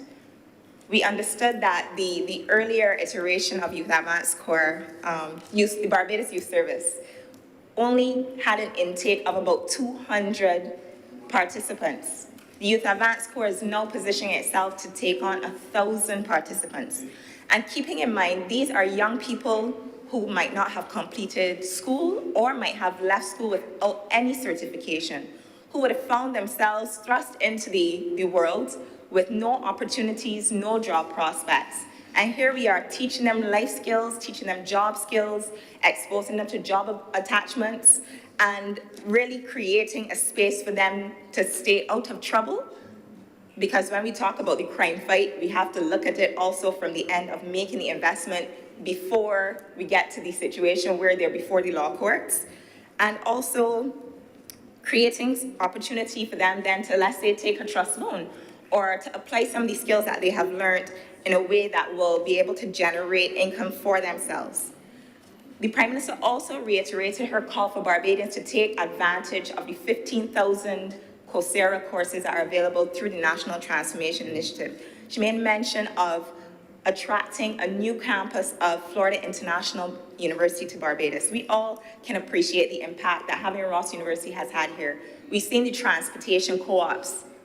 What we do know is that some of the transport board workers that would have been laid off during the restructuring exercise a few years back were able to then form the transport augmentation program. Some of them were able to purchase buses through access to low interest financing and to be able to participate in a way where they themselves were able to become entrepreneurs. Ross is also, because I also sit in position as patron of the Barbados Alliance to End Homelessness, and Ross frequently does a lot of community outreach, actually coming into the homeless shelter, doing health checks on people that most people would pass on the street and not take a second look at. So they're not just contributing in terms of bringing economic value, in terms of when they go into restaurants and stores, when they take a taxi, or other ways that they contribute economically, but they're actually bringing tremendous value to our social fabric as supporting Barbados, even at the level of the homeless. During the budget presentation as well, we heard of the greening of the transportation sector. One of the things that I really cannot stand in this day and age is being stuck behind a vehicle that is just pushing out a whole lot of smut and toxic gas into your face. And I think that the incentives to allow private public service vehicles to be able to participate in a way where they can access low interest financing to hybrid and electric vehicles is definitely the way to go. From what I was made to understand, the fleet is to be expanded by 10 additional electric buses in terms of the public sector within the next month, and another 21 electric buses are expected by the end of the year. On the note of the greening of the transportation sector, I would like to make reference to our energy sector. What we were informed of is that last year, 2022, Barbados imported $1.1 billion in fuel. As we try to reduce our dependency on fossil fuels, it's not only a climate issue, it's not just an environmental issue. If we can reduce our dependency on fossil fuels, it will lead to savings that can then be directed to supporting social services, to building out education, to investments in healthcare and other fields. I was able to visit a wind farm that was established by a Barbadian using his investment down in St. John. And I was shocked. I was, first of all, privileged to have the opportunity. But here it was. You enter the site. There are literally 4 turbines. When he said that they were generating enough power to supply 12,000 homes, I was stunned because they said, okay, 4 turbines, I don't know how much this could be generating, but a tremendous amount of energy. And unlike solar, what I was really encouraged by is that wind, rather than having to rely on battery storage to get through the night, wind is something that's generated 24 hours a day and reduces the need for battery storage, which is a scarce commodity in this time. So it's really encouraging to see that people who have the mindset to get involved in these new and emerging sectors are being encouraged and being facilitated because the government's orientation, its policy orientation, is towards this green transition. Now, in terms of the productive sectors, so we've heard that we are doing a lot, and indeed we are. But one of the things that I was encouraged by in particular is that the productive sectors are going to see a lot of changes. And I think this is where we were able to avoid adding new taxes, because the strategy, from what I can tell, is that we are going to kickstart, re-energize, and reinvigorate the productive sectors in a way that we're getting more out of them. We heard of a new industrial park that is going to be established at Newton. We already know that on top of that, there's an international food science center that's supporting small business people, small farmers, to meet the standards and the scale in order to facilitate them getting into export of their goods. During the presentation in the well, we learned that exports are actually up by 13.6%. So it's a clear indication that the economic engines are really getting moving again. In terms of tourism, we heard of new new gateways being established. We heard that the Minister of Tourism would have signed an air services agreement, I believe, with the UAE within the last few months. With Saudi Arabia, stand corrected. One was also signed with the government of Rwanda during the visit of the Prime Minister to Rwanda towards the end of last year. And we're not neglecting our regional partners. We will know that Inter-Caribbean Airways only this last week had their first direct flight between St. Kitts and Barbados. And on top of that, the taxes on regional travel were also reduced by 40%.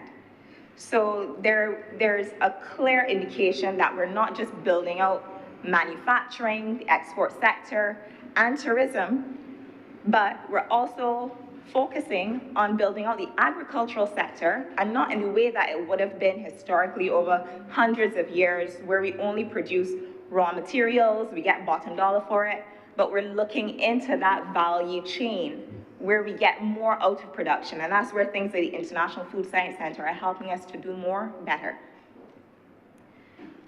Now, on top of the economic activity that we expect to be generated, I would have made brief reference on the points on education, the strings program, and the investments in the public sector being retrained.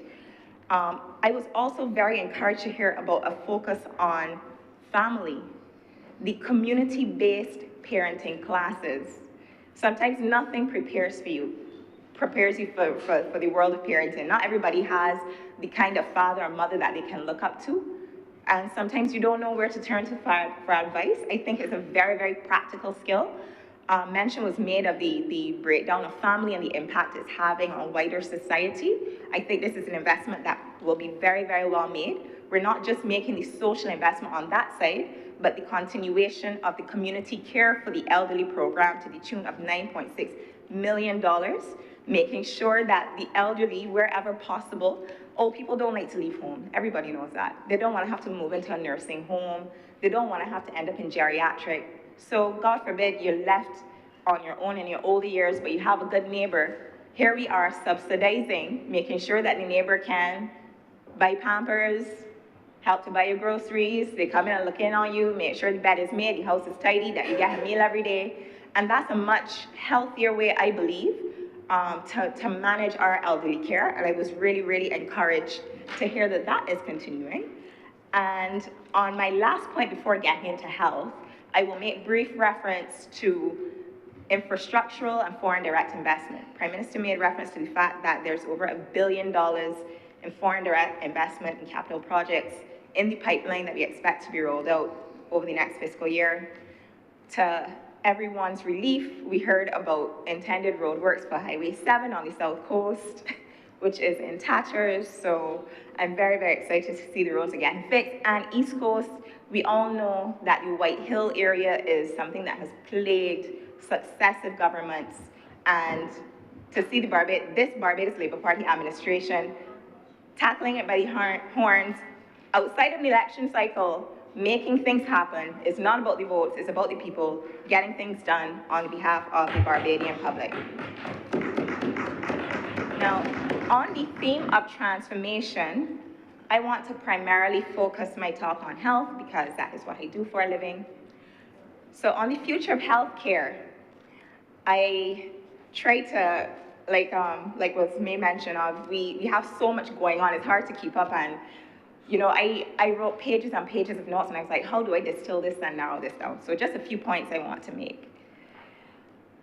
The future of healthcare is what my talk is going to be focused on. One of the things that I thought was super progressive was the venture that Barbados is making in collaboration with the governments of Guyana and the governments of Rwanda into the pharmaceutical sector. This meeting, as I understand, and this is in a Guyanese news outlet that I read it, I don't think I saw it in the local press, but there was a report that on the sidelines of COP27, there was a meeting between the Director General of the WHO, the EU Commissioner Ursula von der Leyen, the Prime Minister of Barbados, the Prime Minister of Guyana, and the President of Rwanda, President Kagame. And one of the recommendations emanating from that meeting was to build out an intergovernmental self-cooperation initiative aiming at manufacturing 60% of all contemporary pharmaceuticals for the populations of Latin America, the Caribbean, and Africa within their respective regions by 2040. This is groundbreaking. Here it is, we're now coming out of a situation where in the COVID-19 era, we had a situation where 95% of the vaccines went to the developed world, went to 5% of the global population, and 95% of the global population had 5% of the vaccines. Now here we are saying we're taking the reins into our own hands so that by the time the next pandemic decides to arrive, we will be in control of our own fate and our own destiny. Now that is very, very progressive, and that is what I believe the transformation that we expect to see in healthcare should be looking like, and that's tremendous. I can't wait to see where that one goes. Obviously, that meeting would have been held, COP was in October, so it's something that's still very initial, but it's something that I think should garner wide-scale support, and I congratulate the Prime Minister and our regional and international counterparts on that initiative. The second transformational thing that I think the Prime Minister made reference to in the budget was one in relation to using some of the excess from the current fiscal year to buying continuous blood glucose monitoring devices with the intention of distributing them among the diabetic population in Barbados. We all know that we have this NCD crisis. We all know the importance of data in managing healthcare. For a diabetic, knowing how low your blood sugars are, knowing how high your blood sugars are, could be a matter of life or death. Making sure that these devices are available to patients means that they will be able to better track their blood sugar control. What we do know is that for insulin-dependent diabetics, it's recommended that they should check their blood sugars anywhere from 4 to 10 times a day. Imagine having to stick your finger 4 to 10 times a day. This device, once in place, you just leave it there, you scan it, and a reading is there. You can then send that data via WhatsApp text or some of the machines have apps, directly to your healthcare provider and get real-time information. What should I do? Should I use a little more insulin? Should I use a little less? And this is going to help Barbadians to optimize their blood sugar control. What I will say, however, is that the guidelines recommend that these devices are appropriate for insulin-dependent diabetics. The data on people who are not on insulin, so if you're on metformin or something else, the data is equivocal. So there's no clear indication that there's a benefit for people who are not on insulin using things like this. So what I would recommend personally, my medical perspective would be, we don't have to give them to every diabetic. That might be wasteful. So if we buy them in, if we get a good rate for buying a whole batch at one time, we can do that. And make sure that as people are phased on to having to use insulin, that we have in future to distribute in time to come. But what the data is suggesting is that we might not have to give them to people who are not insulin dependent. Now, on to NCDs, a wider conversation on NCDs. The burden on NCDs in Barbados is well documented. We're recording 1,000 new cases of stroke and heart attack every year. Right now, 8 in 10 deaths are related to chronic non-communicable disease. NCDs account for about 60% of the healthcare budget, and on top of that, direct health costs, the WHO is saying that an additional $145 million annually is lost due to reduced workforce participation, sick days, and lost productivity. So getting on top of our NCD epidemic is not just a healthcare issue, it's an economic issue. We need Bajans who are fit and well, who can show up to work and who can get the job done. When we consider that in large part, there are a number of modifiable risk factors that predispose to the development of NCDs, there's more that we can all do individually to take greater agency in the management of our healthcare by making healthier lifestyle choices. The truth is, the choices are a lot easier on the front end, where you have to choose between, am I going to drink 2 Cokes today? Or am I going to drink some water? Am I going to have sauce every weekend? Or am I going to substitute that with a salad? I said that just for him. The choices are a lot easier earlier on, because what we do know is that as these conditions progress over time, you're then faced with choices like, do I save my limb and lose my life? Or do I lose my life to save my limb? Nobody wants to be faced with those impossible choices. Unfortunately, those are the choices that some people face on a daily basis in this country. So I want to encourage Bajans, before we get to that point, I will say there are genetic risks that predispose us as Black Caribbean people. I recently heard Sir Hilary Beckles make reference to the impact that the foods that our ancestors were fed on the plantations, the chronic stress, the salt meat, the low quality, high calorie foods. I'm back at the pigtails, believe it. But he has a point. Yeah, seriously, the point that he made was, yes, there's a genetic risk, but it is interconnected with our history as descendants of enslaved people. So we need to really take a look at how we continue to treat our bodies, what we put into our bodies, and commit to taking care of our health before somebody else has to take care of us. We can't speak to the future of healthcare without discussing the epidemic of childhood obesity. Initiatives like the Schools Nutrition Policy, which was based on the WHO's Health Promoting Schools framework, was rolled out over February. And basically what that is looking at is creating healthier school environments.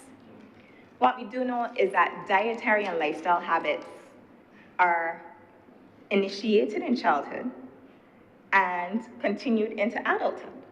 So the choices that children are making on the school compound every day kind of depend on the kind of foods the children have access to. In my time, I guess we didn't know better, so it would have been tamarind balls and fruity. But now that we know better, we have a duty to protect our children to protect our children. And one of the things that we've committed to doing is creating healthy school environments. I would like to laud the work of the third sector, the Heart and Stroke Foundation, the Healthy Caribbean Coalition, who have been tireless in their advocacy and have partnered with the government to make this possible. Advocates, Sir Trevor Hassel, Professor St. John, pediatrician, and even youth advocates, young ones, Pierre Cook and Tahir Bulbulia and Dr. Kaya Lewis, who really have been nonstop in their advocacy for this. I'm really, really happy to see it come to fruition. We know it's going to be a bit of a transition on the front end, but we know in the long term, this is going to create a healthier Barbados, a Barbados that is safer, a Barbados that is happier, living longer with their limbs intact. There's also a national strategic plan for NCDs 2022 to 2027. One of the things I saw coming out of this was the intention to eliminate industrially produced trans fats from the country by December 2024. Now, these are the kind of fats that tend to be very dense, they're solid at room temperature, and they're the ones that really contribute in a significant way to arterial disease. So on top of putting direct money into healthcare expenditure and supporting the hospital in that way, we can see the policy shift to make sure not just that we have healthier schools, but that kitchens across the island are healthier by eliminating trans fats from our diets. Prime Minister had made a call up to 3 weeks ago to have a Caribbean calorie counter. I think it's something that is needed. It's not very common in our society that people understand how many calories are needed per day for my gender, for my age, how many calories are needed per day for gender, for age, and I think that wherever possible, we as doctors, nurses, dietitians, we need to get out into the community and better inform and educate the public on things that we're doing. I think the Caribbean calorie counter would be great. We can, if we buy a Snickers, we can look at the label and see it might be 250 calories or whatever. I did find a website that tried to break down the calorie counts of some common Caribbean foods. And what really, really surprised me, a serving of bread pudding with rum sauce has 810 calories. 810 calories. When you consider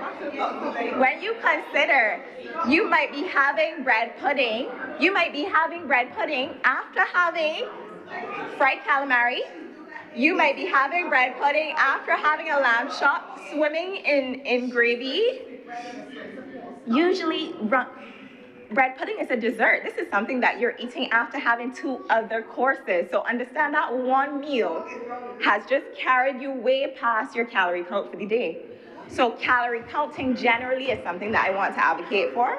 I also want to advocate for to echo the Prime Minister's call for a specific Caribbean calorie counter so that we know when we eat a roti, when we have the pie, when we have the sauce, we know, well, if I have the sauce, I can't have the Coke. Right? It's all about balance.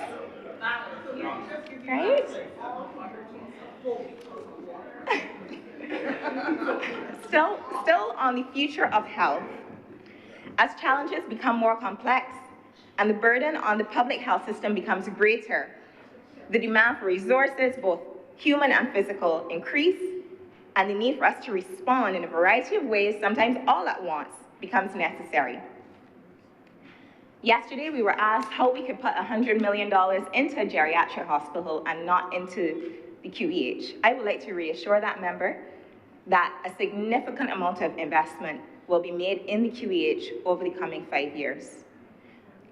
Yes, through debt, but debt that will be applied to supporting an essential social service, debt that will be applied to keeping Barbadians healthier, safer, and making sure that they can become more productive. The QEH is about to see its largest capital infrastructural investment to the tune of $160 million in equipment upgrades and infrastructure upgrades over the next 5 years. And this is on top of a $30 million capex that was put in place in 2019. I want to dial it back a bit to October 2022 when the VP of the European Investment Bank visited the QEH. I want to recognize the work of the European Investment Bank and the EU, both, in supporting Barbados during the COVID-19 pandemic. We look at, so we hear a lot about debt, and I would just like to say, in a situation where the productive sectors, particularly tourism, were not performing, unfortunately, we had to rely on debt to get us through the last few years. Now we see a concerted effort to reposition the country to rely less on debt and position the country for growth. But this debt was critical to retrofitting the QEH, to retrofitting Harrison's Point, to buying beds, ventilators, oxygen plants, and all of the things that kept Barbadians safe for the last 3 years. I would like to say it was money well spent, and to thank the agencies that supported the country in that way during that time.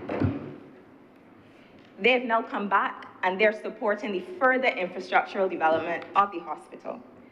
I wanted to highlight some of the capital works projects that the hospital will be undertaking in the coming years. One of top priority is the replacement of that dastardly incinerator. The incinerator has been past its useful life for the last 15 years.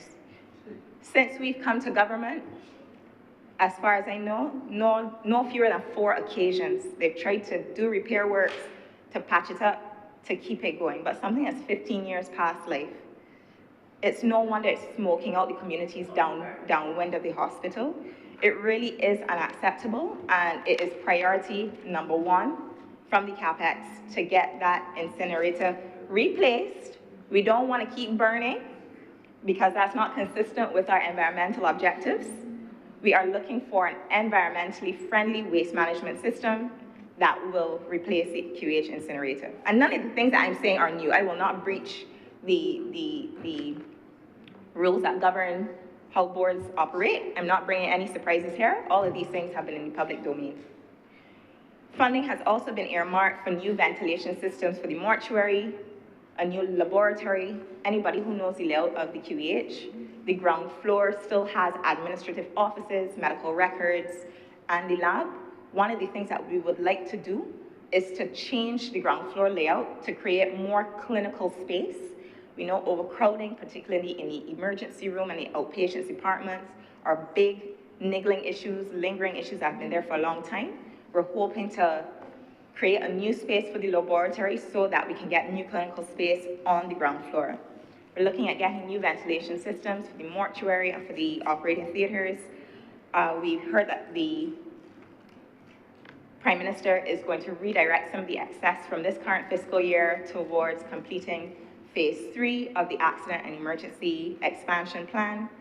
And also some of the funds from the European investment, from the EU loan, will be going towards finally completing the roof of the eye operating theater and to purchasing equipment to operationalize the eye operating theaters. On this note, I would like to make mention and commend the doctors of the QEHI department for clearing a backlog that was in existence for close to 6 years. The backlog of cataract surgeries that were accumulated over the last 5 to 6 years has been cleared over the last 6 months.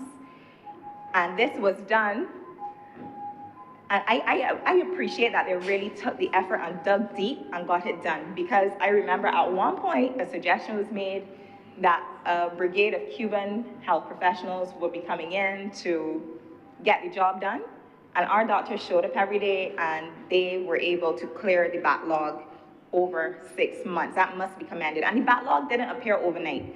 It would have accumulated over years, and we cannot forget the constraints that were placed on surgeons during COVID when operating lists were reduced to emergencies only, primarily during the lockdown periods, and hospital couldn't be at full functioning. So there's no reason to blame anybody for why a backlog will be there. We know what we went through, but I want to commend them for getting the job done. World Glaucoma Week concluded last week. As a person who worked in eye care for 6 to 7 years, I would like to make a brief mention of glaucoma. Glaucoma is what we call the sneak thief of sight. There are no symptoms, there's no eye pain, no eye redness. Most of the time, like, people realize that they've lost their peripheral vision and are developing tunnel vision. It's already too late, and you probably lost about 90% of your optic nerve. What happens is that the eye pressure typically goes up, but the key characteristic is that there's a gradual weakening of the nerve in the back of the eye. And the only way that you will know that that is happening is if you get your eyes screened. So the recommendations are that from age 40, particularly if there's a family history, so mom, dad, grand, somebody has glaucoma, or if you have a family history of blindness, you should get your eyes checked every year. I don't mean getting eyes checked for glasses alone. You should be having your eye pressure checked, and in particular, having your optic nerve evaluated. So just wanted to make that brief note, considering that Glaucoma Week was a week ago. Now, I just made reference to the backlog. One of the things I wanted to make specific reference to were the hospital's efforts at improving operating theater efficiency. So there's a move towards getting the operating theater functioning at 10 hours a day instead of 6 or 8 hours a day. And one of the things that we've done is actually placed about 16 of the specialist Ghanaian nurses to work in the operating theaters. In addition, one of our newly minted consultant anesthesiologists, actually I think she's a subspecialist as well, she runs a pre-anesthetic clinic as well. And this is gaining, we've noticed some gains in this area, operating theater efficiency and cancellation. Cancellation rates are down by about 17%. We're trying to get surgeons to start operating on time, a sharp 8 a.m. start, and all of these things, bit by bit, are going to lead to gains in terms of productivity in the hospital. Now, I made reference to the loans and the financing of the hospital, but I would like to make the point that we're not just looking into investing in equipment and infrastructure, but we're investing in our health care team. A new guard of doctors are coming to the forefront. A lot of them would have been from my class and a few years, even some below me, who would have completed their DM postgraduate training and subsequently gone on to do fellowships in a number of areas. We have a recently returned hepatobiliary surgeon who's featured on the program that government does, but he's doing some really incredible work. He's an all-around very, very good guy. We're expecting the pending return of a neurologist, and what I would like to say is she went to the UK to do neurology. She subsequently decided to stay on and do a subsequent fellowship in stroke medicine. And we would know, in light of our NCD situation, that having something like a stroke unit in particular, where we can have a specialist, a subspecialist neurologist partnering with physiotherapists, partnering with rehabilitative doctors, would really help to improve our outcomes from strokes. We have new kidney transplant surgeons, new cardiac surgeons, and what I can say for a fact is that there is no lack of talent in the hospital. What I am really hoping for is that we can find a way to better resource the institution with the equipment, with the supplies, and make sure that these highly qualified doctors that we've invested in can come back and get the job done. Because they've demonstrated the commitment. I have to say we have some of the hardest working doctors, nurses, ancillary staff. They go above and beyond the call every day, but the institution is just plagued by these niggling issues, stock shortages, and all the things that I continue to hear about that bother me. And I personally get offended when I hear these things, and I personally can't fix it all. But I would like to say that I personally am committed to making sure that wherever is in my power, I want to see the situations resolved so that our doctors, nurses, and patients have better conditions. Now, when we first came to government, we were hearing over and over about the chronic shortage of nursing staff.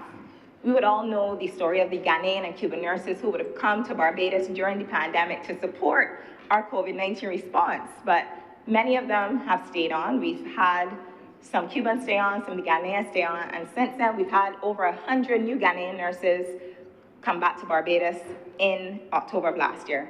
Now, they're not just buttressing the health sector at the QEH, they're spread out across the healthcare system. Some are working at the polyclinics, geriatric hospital, the psychiatric hospital, and I want to point out as well, a number of them are specialist nurses that are working on ICUs in our operating theaters, and I want to thank them for their service and their commitment to Barbados. In addition, we would all know the story of Barbadian nursing students performing in a way that they could not meet the bar at the level of the regional examinations. We would all know that the Ministry of Health and Wellness revisited and partnered with the Barbados Community College to look at that program to try to see how we can increase pass rates, which are now above 70% from the previous lows of around, I think it was as low as 30 to 40% pass rate in the past. So we're making those continued investments in health, in our nursing staff as well.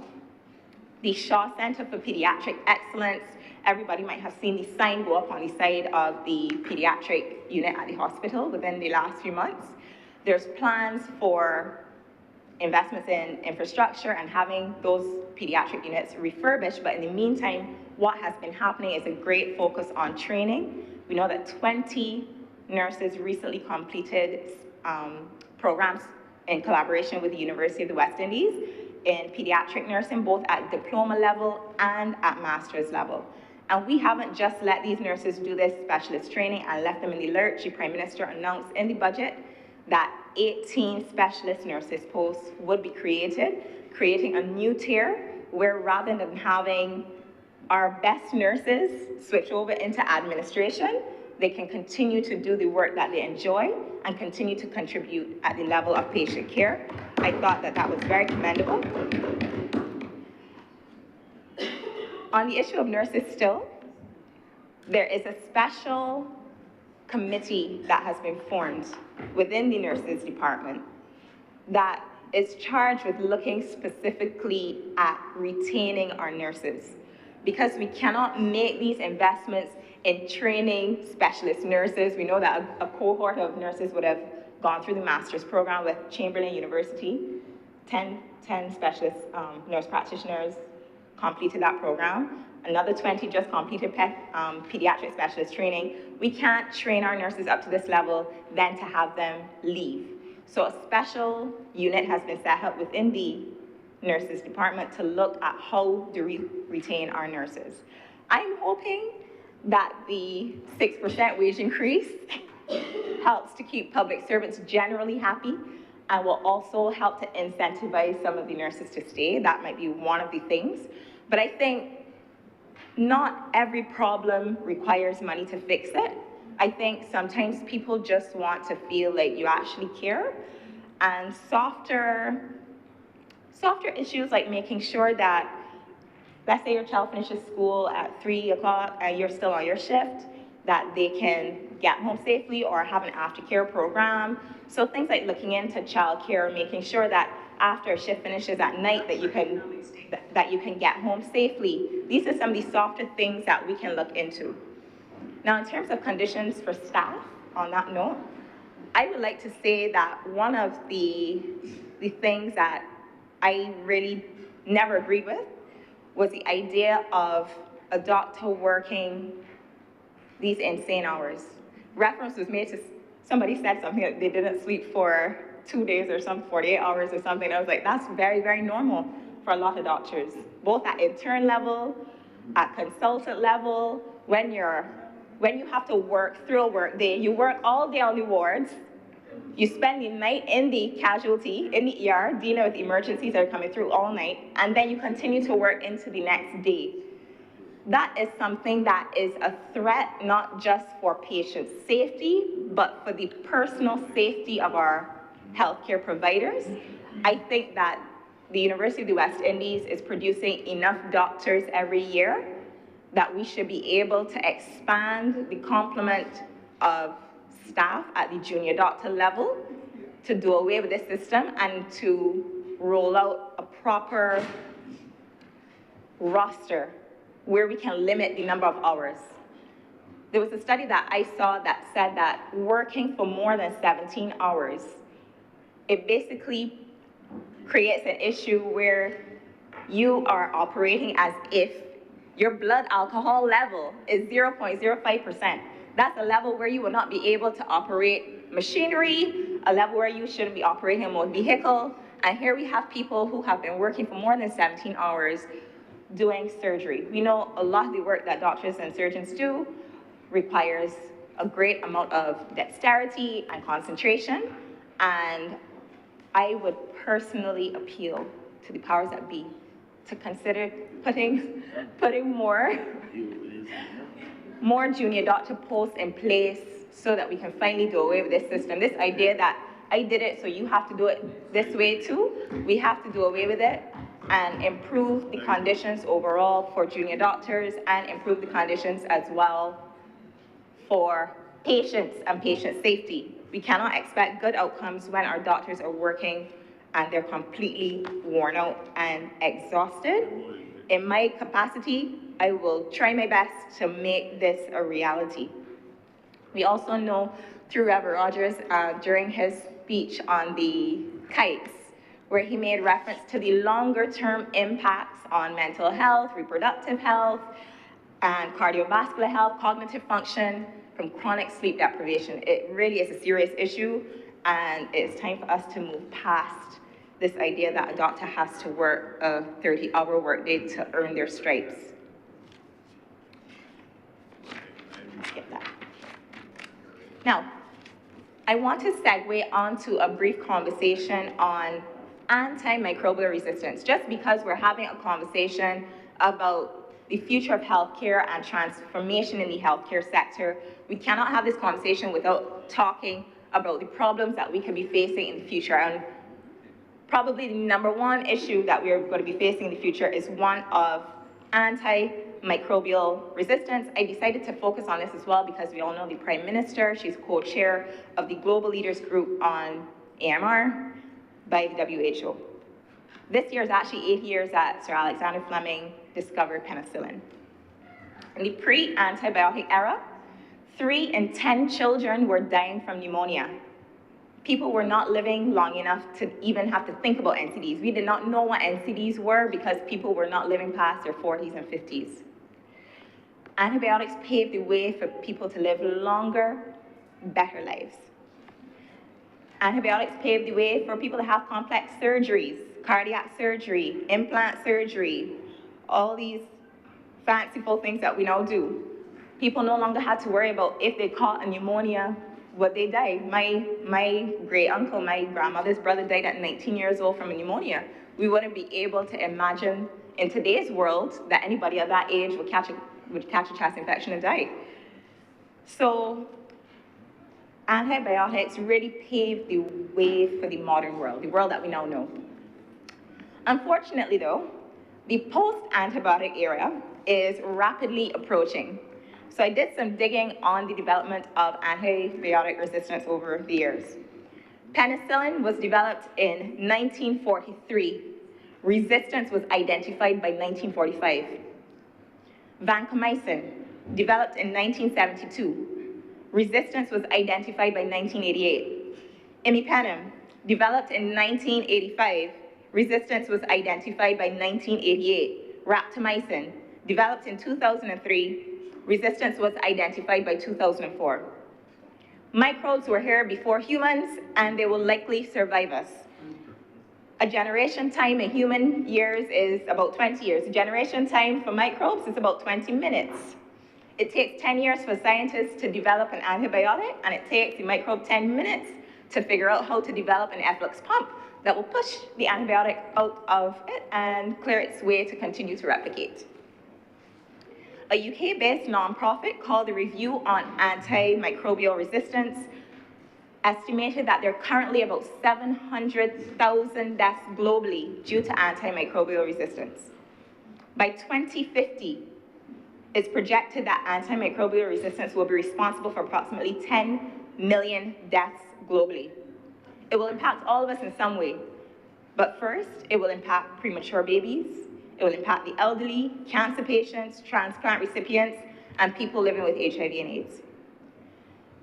With the post-antibiotic era rapidly approaching, I wish to appeal to my colleague doctors, nurses, and pharmacists to be more judicious with our prescribing of antibiotics. It's not uncommon for us to be faced with a situation that a patient will come through the door, they've already Googled their symptoms, they have an idea of what they think it is, and they're telling you what they want you to prescribe for them. But as the medical professionals, I think it's time for some of us to just say, yes, you might have respiratory symptoms, but it is due to a viral infection. Things like influenza, things like the common cold, and even uncomplicated COVID-19 infections do not require antibiotics. We need to get away from prescribing antibiotics every time somebody coughs. The National Institutes of Health in the USA says that 90% of antibiotics are prescribed for respiratory infections, and I assure you the vast majority of them are due to viral infections and not bacterial infections. The injudicious prescribing practices are causing major problems now and down the road. Beyond what is happening in the health sector, a conversation also needs to be had with our partners in agriculture. Most of you will be surprised to know that 73% of the antibiotics sold globally are actually sold to the agricultural sector and not to humans. People are using antibiotics, yes, they're using it prophylactically, they believe, to avoid issues with the animals, but a lot of them are using it actually just to increase the weights of the animals, because the animals actually, you get increased weight, increased mass, so you're making more money when you give the antibiotics to livestock. And it's something that we have to really look into. The European Union, they've actually banned the use of antibiotics for livestock rearing because they recognize we have a problem coming, and if we don't do something fast, we're going to be up the creek without the paddle. But I think for us in the Caribbean, particularly with the Prime Minister in her role as a co-chair of this major WHO committee, that we here need to take a look at how we are stewarding our antimicrobial use. On my final point, I wanted to make a call to Barbadians to try to take their health care into their own hands. I was at a hotel recently, and a member of staff had a seizure on the compound. And probably 100 staff on the compound, and nobody knew what to do. It just happened by chance I was there and had to intervene. Simple things like, simple things, making sure the person's in a position where things won't fall on them, putting them in the recovery position so that the secretions that are coming out won't roll back into the airway. There's simple things that each of us can do that don't require equipment or medical training or medical background to intervene in a way that can save a life. I think that as we had aspired years ago to have a UE graduate in every household, I think that there should be a first aider in every household. I think it's something that is worthwhile considering. And also psychological first aid, because we would also know that mental health, especially in this pandemic era, has been an increasing issue. The youth especially struggling because of all the issues that we face in terms of global problems. They're feeling hopeless. So psychological first aid is something that I think that more of us need to access. I am going to stop here, but I will say that the budget left me feeling optimistic. I know we've been through a lot in the last few years, but we've made it through, and I think we can get to the other side together. And with that, Mr. President, I'm obliged. Thank you very much, Senator Dr. Hayes.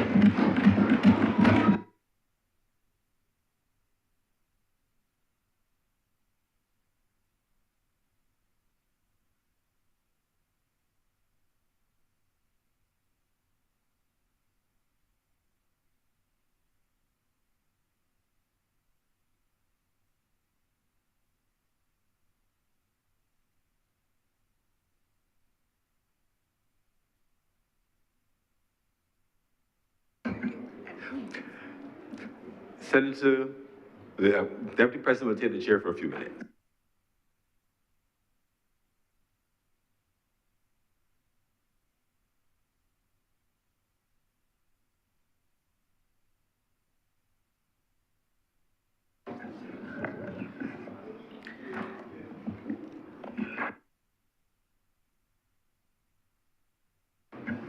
Senator Malaloux, please.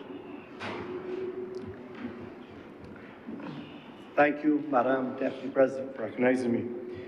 Good evening to all my fellow senators. I have learned well over the last couple of days what it means to be when the Senate is sitting. I've done a lot of sitting and listening. And before I start, Madam Deputy President, I have some earplugs here, just in case the noise coming around me or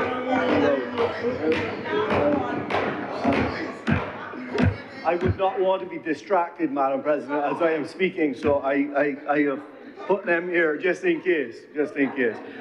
And I understand, thank you. And it seemed yesterday that there was a lot of pepper in the food, it seemed, but today it seems that the chef adjusted, so I am hopeful. I'm guided as I speak today, though. You know, I am a Rotarian. I believe once a Rotarian, always a Rotarian. So while I may not go often, I'm guided by the four-way test. And for those who don't know it, I will tell you that by firstly, is it the truth? Secondly, is it fair to all concerned? My fellow Rotarian there, leader of government business, is speaking to it. Will it build goodwill and better friendships? And finally, will it be beneficial to all concerned? These are the things that we think, say, or do. So I encourage us all to remember that four-way test, or if you've heard it before, about the things you think, say, and do today. See if it follows those four tests. So, Madam Deputy President, the Prime Minister's speech in that other place was entitled, I believe, as I saw it, Upward, Onward, Beijing Excellence 2030. Mission Transformation. It's been called the budget speech. I've heard it come here as the appropriations bill. But in my adult life, I would say probably over the last about 30 years, I've been an adult for longer than that, but about the last 30 years, I paid attention to the budget speech. But I have to tell you that, generally speaking, paying attention to the budget speech reminded me of my favorite cartoonist, a guy by the name of Gary Larson, The Far Side. I don't know how many of you remember that cartoonist, but he always did these great cartoons. And one of them he had was the master of his pet speaking to his dog, and it was from the dog's perspective. And what the dog actually heard was, blah, blah, blah, blah, blah, blah, blah, blah, blah, blah, Rover, blah, blah, blah, blah, blah, blah, blah, blah, Rover, blah, blah, blah. And this is how it went on. And in my first 30 years of listening to budget speeches, that is often what I heard as well. I heard blah, blah, blah, blah, blah, blah, blah, blah, taxes, blah, blah, blah, blah, blah, blah, blah, taxes, blah, blah, blah, blah, So there was only certain words that when we listened to the budget, Madam Deputy President, that we listened out for. Estimates, thank you. And this year, before it even got going, we heard that there would be no new taxes. Very interesting, because I thought, oh dear, what's going to happen to all of these breakfast meetings that follow the day after? What's going to happen to all these newsletters that have been, you know, for all the years? Because I stopped listening to the budget because you really only was listening to hear what the new taxes were. But then you didn't really have to listen because you could wait until the next day and then you would hear what they were, or you get them in the newsletter.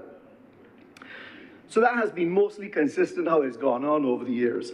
And truthfully, new taxes, it was interesting, because I came up, I thought about it, and I said, you know, all these new taxes over the years, it was kind of like rearranging the front room.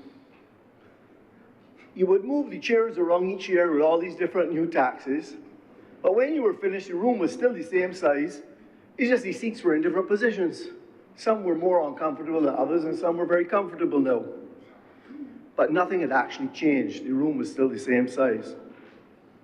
But this year, as I said, the presentation started, the estimate started with no new taxes. And then I was still worried. I said, okay, well, wait, no new taxes, but maybe we'll get rid of deductions. So that will have the same effect. But you know what? I listened, and there was no getting rid of deductions. And before I get to the substantive part of this, I want to just focus on what was not in the budget, which was these taxes, which we'd seen before. Because often I've spoken about this in business settings. Often we think that putting a tax on someone, that someone pays the tax. But that's not really true, huh? There's a concept in taxation we call incidence of tax. Who pays the tax? So when you increase the tax on residential homes, who pays that? The occupant of the home pays it. That may not be the owner. That may be the tenant who's renting, so their rent goes up. When you increase the taxes on retail properties, commercial properties, who pays that? Maybe the tenant, maybe the retail store. So when you go to buy your blouse or your shirts or your whatever it is, that costs more money because of the land tax that flowed all the way through. Senator, while you are contemplating who pays, may I ask that you pause so that the President can resume his seat? So that.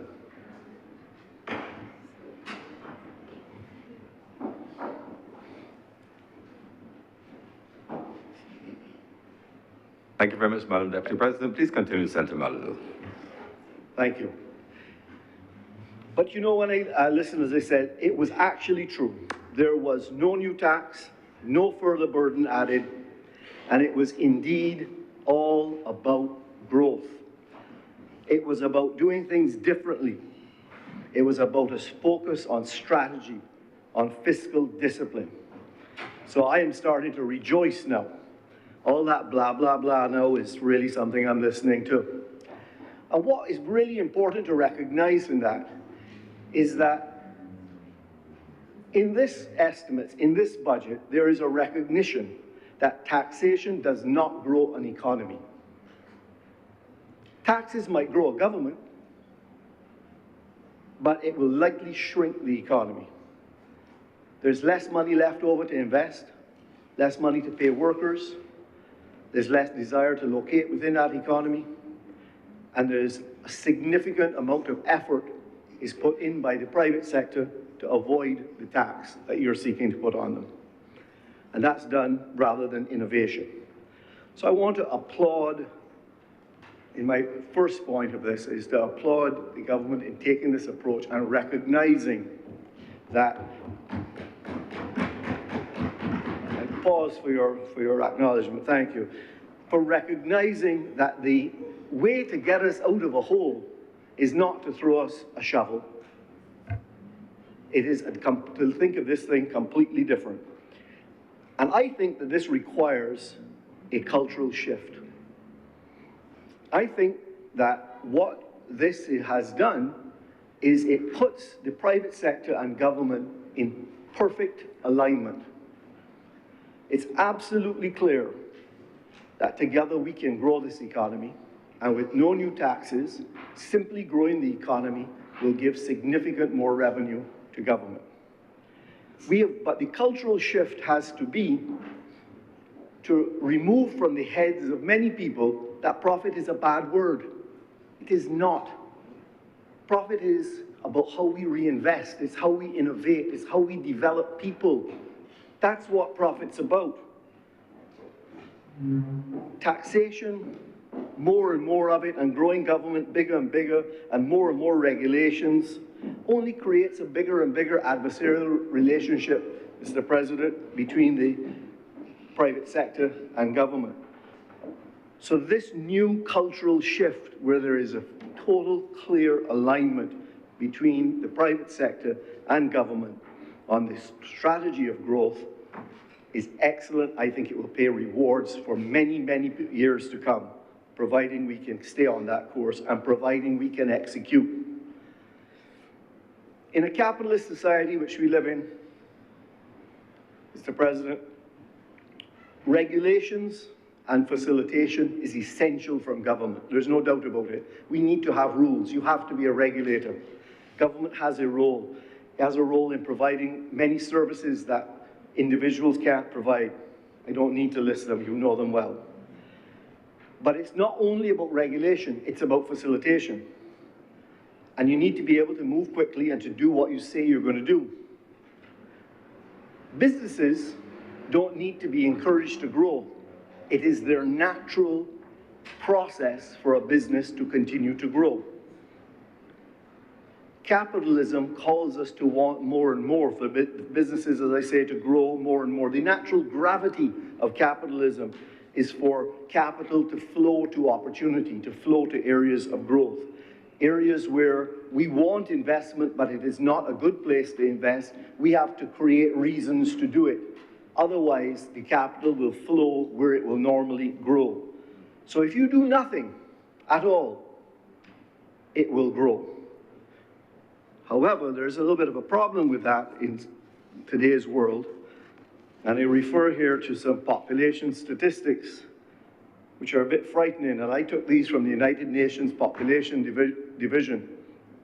And when I first heard of this was when I was traveling last year. It was came up in the context of global vehicle supplies and what that meant.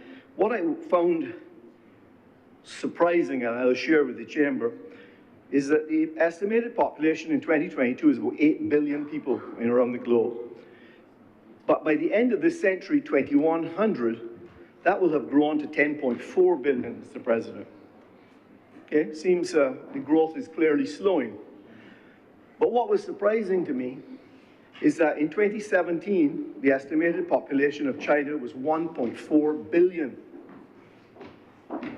On the other hand, by the end of this century in 2100, China's population is estimated to be 732 million. They will lose nearly 700 million people in population over this until the end of this decade. India drops from 1.38 billion to 1.09 billion. Japan, a powerhouse that I've grown up with in my years, that I've heard so many things that they've done right. They fall from 128 million people on that little island to 60 million. Half. Nigeria, on the other hand, grows from 206 to 791.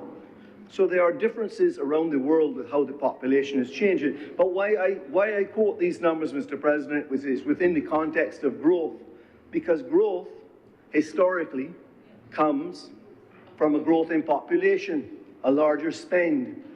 But this has implications, and I won't go into it today because it is their problem. But for example, if you were an investor in the Japanese housing market, which was a market that you would invest in generally for 30, 40, 50 years, it's a long-term investment, what behaviors would you be thinking about when the population is falling from 128 million to 60 million?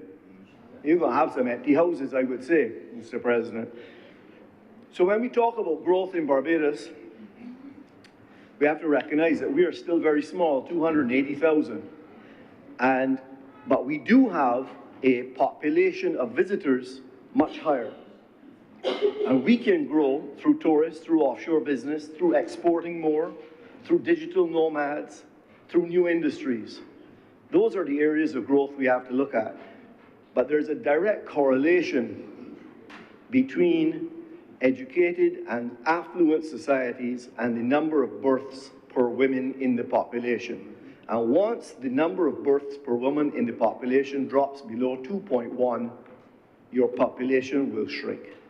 And Barbados is an educated, affluent society on the global scheme. And while I don't have the statistics, I suspect that we are approaching that threshold of 2.1, where our population is likely to shrink.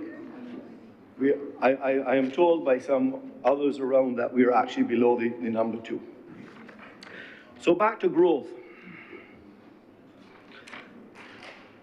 As I said before, in order to have growth within a capitalist society, in order to have a sustainable, successful capitalist society that we have here in the Western Hemisphere, you do need regulation. You need good regulation from government. It is especially important in small economies. And let me correct that word, Mr. President, not small economies, in a tiny economy.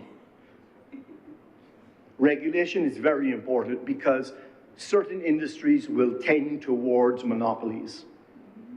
And therefore, regulation is important, and we do recognize that. We all must recognize that. We do need the FTC. We do need organizations like CAIPO, which the leader of government business has spoken about in introducing this bill. And CAIPO is extremely important to growth. But before I move to that, let me just say a couple of things on the FTC. The Prime Minister said in that other place that the private sector has a responsibility to act reasonably. And I agree. I want to echo those words. And the FTC also has a similar responsibility. But I'm concerned that when I look at the last 12 or 18 months, it looks more that the FTC has seen its role as a blocking agency and not a facilitation agency. And it has impeded growth unnecessarily. And I do believe that both sides, in that particular matter or in any matter, both the private and the FTC need to act responsibly, otherwise growth will be stymied, not just in that area. But back to CAIPO for a second. CAIPO is essential for us to operate within the global economy, within the Barbados economy. It's a key cog in the wheel. And I agree with Senator Cummings that there needs to be targets and minimum turnaround times. And I look forward to seeing those targets published. And I want to see those benchmarks published very quickly. Every service that CAIPO is going to do, because if we're going to achieve the growth, the kind of growth that we need to have for what has been said in these estimates to be achieved, every impediment to growth must be removed. Every unnecessary impediment must be removed quickly. What is going to be the benchmark for us for an incorporation of a new company, or for the change of directors' forms to be filed, or the registration of a foreign company? Let's publish, and this is my challenge to Senator Cummings on this, is to let's publish what is the actual timelines today and what are the benchmarks and goals going to be going forward. And I'm very pleased that in our presentation she said we're going to have these benchmarks, and I look forward to them, and I look forward to the improvement. I'll give you one bit of information that a service provider gave to me recently, and we're not proud of this. As Barbados, we can't be proud of this. This service provider reported to me on regards to CAIPO that on average, the registration of an external company, which is basically the filing of a form which then gets signed and returned, on average, having tracked it over the last 24 months, it takes 223 days to register an external entity. So when we said, someone had commented in their presentation that we're in a race not for the bronze but for the gold medal. I want to be clear, right now, in this particular realm, we're not in a race. So we're going to get there. I appreciate that, and I'm glad it's being focused on. And I wanted to spend just a few minutes on it to explain how important CAIPO is to facilitating growth and to regulating as well. But those benchmarks, I would say, Mr. President, should extend to all of these services that are provided in that regulatory type environment. How long should it take for us to get a new driver's license? How long should it take to register a vehicle? What about registering a birth or a death? How about getting a tax clearance certificate? Why don't we have benchmarks for all of these things and publish them right on the outside so everyone can see it? Not just those who come for the service, but those who are delivering the service, so they know what we are working towards. But let me not finish on this without saying and given an example of what my experience has been to be exemplary service from the Immigration Department on passports.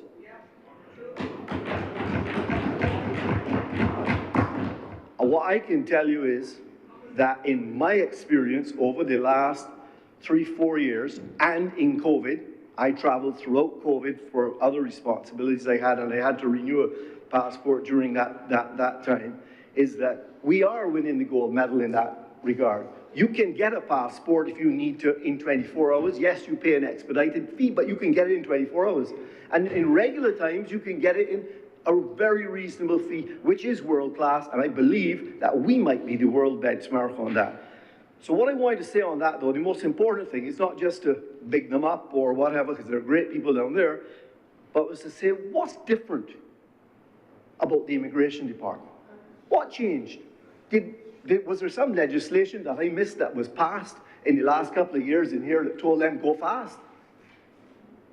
But did that happen? I missed it. I don't think it is. I think at the end of the day, what you have is you have leadership, you have people, you have a technology, you have a culture. And that is a shining example, and I hope that every department can end up like that.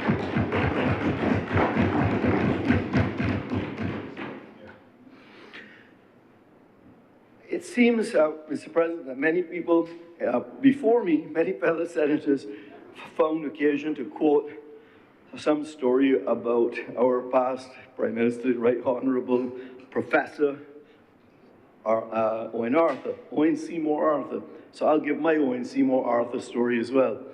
I remember a meeting when I was quite junior, again, had just come back to Barbados, and I went to this meeting, it must have been more than 20 years ago, and I believe it was at the Hilton Hotel, pretty sure, and I believe it was put on by Ernst & Young, and it was a private sector, public sector, and Prime Minister Arthur was there, and there was lots of chat in the room about, you know, what we could do better and so on. I think it actually may have been the genesis of some of the private-public partnership, the tripartite agreement. It was the early years of that, I believe. In fact, Mr. President, I think you might have been there in a different capacity. I see a head nodding. And as the day went on, lots of questions were asked, and those who remember Prime Minister Arthur, well, there are times when he'd had enough, and it was time to get to the meat of the matter. And I remember him standing up and challenging the group. The room went quiet. And he says, look, what is it that the private sector wants? There was a hush, because I didn't know who was going to answer this question. There were so many different answers. Who was going to be bold enough to get up and say anything? And I won't call the gentleman's name, but I do remember distinctly who it was, and maybe, Mr. President, you do as well. Sitting at one of the tables towards the front, he got up and he gave an answer, which I think is still valid today. And he said two things only. He said, Mr. Prime Minister, the private sector would like you to do what you say you will do, and when you're finished, get out of our way. Do what you say you're going to do, and then move out the way and let the private sector get on with it. And that will be the comments that I will make and point to in the rest of my few words. What are the implications for that? Because I think it was true 20-odd years ago, and I think it is true still today. Regulate, facilitate, do all these things that you say you're going to do them efficiently, and then move out the way. Don't keep adding red tape when it is not needed, or believe that you must be an impediment to justify something. That's not the plan. But let me give a few examples where I think we can do better. And please, nobody jump up and quarrel with me and say that you're not already addressing it. I understand the government has spoken to these things and are addressing it, but we need to continue to address it until we get it right. Town planning. I am confused. We have a physical development plan. We have a building code in some areas that tells you about certain plans, how you to build certain things. We have architects who are licensed. You pass and you give permission to subdivide a parcel of land into residential land, and then you have to apply for a building permit to build a house, and that can take, I don't know, you decide how long it can take, but really long. Why? What am I asking for? It's a residential land, subdivided, it's part of the physical development plan. You have a building code, you have an architect who's designed it. Why do you slow down the process at that point in time? What are you waiting on? And even if it is something administratively that you have to do, let's set a benchmark. What's reasonable? 2 weeks to turn around that? Is it a month? Well, set a benchmark for me, please. As it stands today, unfortunately, in some cases, it's not measured in weeks nor in months. In some cases, it is measured in years. And let me connect that, Mr. President, to growth and cost. Maybe it's obvious, growth. Maybe it's obvious. If you delay that planning permission and the construction doesn't start, it's clear. Construction sector doesn't grow, the worker doesn't get work, the lumber company doesn't get, the cement company, that's fairly obvious. But the other hidden cost that we all pay is the delay in getting the capital working. The money is tied up for all of that length of period of time. So the land price has to go up. So the mortgage interest has to go up. So you can't change from a bridging loan to a mortgage which has the lower interest rate because you're waiting on the certificate of compliance. The entire system needs to be as efficient as we can to drive as much of the unnecessary costs out so that we can have growth. I give one other example, which I might need my headphones for. I am prepared. No, I am begging. Thank you, though. Conveyance of property and the cost of conveyance. The cost of conveyances. Growth also comes from efficiency. And I am confused as to why it is that there is a necessity to legislate fees on conveyancing.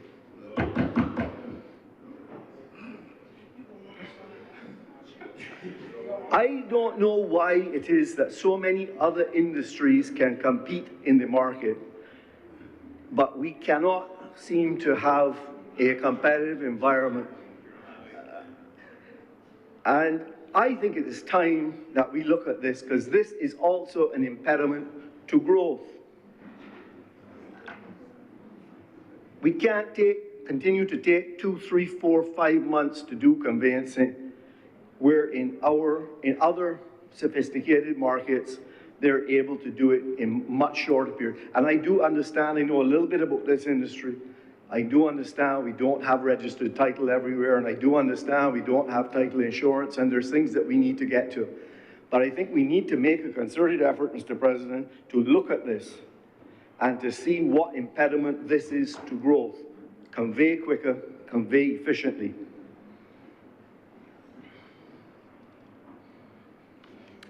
Again, I think that needs some benchmarks involved in it. I want to also then give one more example of what I call foolishness. And maybe it's my foolishness, so I don't want anybody to say that I'm saying that they're foolishness. It may be my foolishness in understanding it. But Mr. President, you've heard me talk about unnecessary things before. You heard me make the joke about a serious point, that cars don't put on weight between Japan and Barbados on the ship. Why are we reweighing them? Right? I made that point. I couldn't understand it then. Still, I believe that some things are happening to get rid of that weight certificate for every new car that comes in the island. Thank you.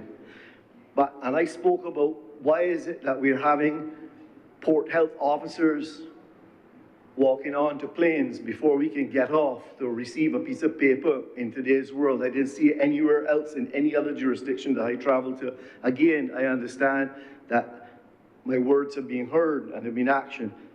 So perhaps, let me give another example of what I call foolishness, and perhaps some action will come. And this is all within the context, please remember, of growth, removing impediments, getting rid of things that are unnecessary. If someone could please explain to me the foolishness, again, might be my foolishness, that's going on between the Barbados Revenue Authority and the Barbados Licensing Authority with regards to commercial vehicles. I don't quite understand this now. So somehow or the other, at some point in time, Mr. President, a decision has been made that a vehicle, let's call it, because I used to work with Simpson Motors, let's call it a Suzuki Swift. A Suzuki Swift is owned by a company, and let's say it's owned by my company, and I have an accountant, and I decide that part of their salary, Mr. President, would be that they will have a car. So I get the car. I provided it as part of their salary. The use of a vehicle, the personal use of a vehicle, is part of it. Apparently, since that car is owned by a company, it is now a commercial vehicle. Now, what does that mean? That means that it has to go for the inspection every year. Suzuki Swifter is meant to have a weight board on it. It has a different license fee because it's a commercial vehicle, just because it's owned by a company. But, Mr. President, all of that's good, and it doesn't achieve anything. It's still a Suzuki Swift. It's still a car. It's not a commercial vehicle. But then it starts to beg two other questions, which I don't have the answer to, Mr. President. Maybe someone in this chamber or somewhere else has the answer. Is, as far as I understand it, in order to drive a commercial vehicle, you need to have a commercial license, driver's license. So now you need a commercial driver's license to drive a Suzuki Swift. Interesting. The other problem that we have is that if that is in fact a commercial vehicle paying a commercial fee owned by the company, our tax code tells us that we should be adding 10% of the value of the vehicle to the person's salary each year because they get the personal use of it. And that was how it was before. How on earth are we going to do that now if it's a commercial vehicle, commercially licensed? So on the one hand, you're going to collect a slightly higher fee for a commercial. On the other hand, you lose the 10% added to the person's salary for their taxable income. As I said, it may be my foolishness, Mr. President, but this was just another example of where I think for us to be world class, we need to address these things, and we've got to do it because there is no growth in sending a Suzuki Swift, a Toyota Corolla, a Hyundai, whatever it is, calling it a commercial vehicle because it's owned by a company and sending it once a year to get weighed and inspected. There's no growth in that. That serves no one. It's making nobody. And what's it going to do down at the Pine? They already can't deal with what they have. How many more vehicles do we want to send there? Anyhow, moving on from that, Mr. President, back to the bigger picture. I think what we learned from this budget, and I want to go back to where I started, is that you don't grow an economy by increasing taxes. That's absolutely clear. That's written now in stone. It's absolutely clear. You unleash the private sector, and I believe it's to be an excellent strategy. I think it provides certainty to the private sector. It is a full alignment between the private sector and government. But the key here is execution. And I want to spend a few minutes on execution. It is clear to me that if we do not change the manner of execution, we will continue to fail. I noticed in the reporting in the newspapers and heard a little bit when the Prime Minister spoke on this, that there is to be a Growth Council, and then there is Barbados Delivers, which I'm not sure if it's part of the Growth Council or if it's separate, but it's about facilitation and what could happen. My concern with this, Mr. President, is, and it's a challenge, is that in order for that Growth Council and for Barbados Delivers to be effective, we are going to need to give it teeth. It's going to have a way of doing something. If it is only a talk shop, makes a suggestion here or there, I'm not sure exactly where it's going to go. And that requires a big shift, because that's a shift in power. Huh?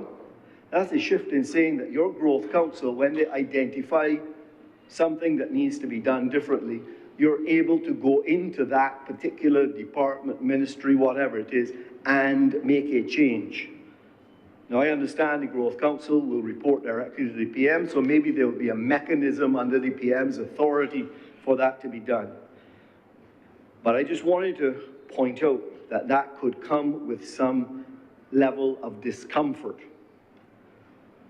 But anything that anyone has ever learned about change, they will tell you is, in fact, the only way to get change is to create discomfort.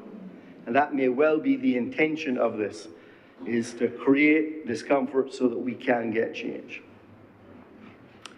I thought a little bit about that potential conflict that we will have then between what, those looking to remove impediments and to streamline processes and get things done better.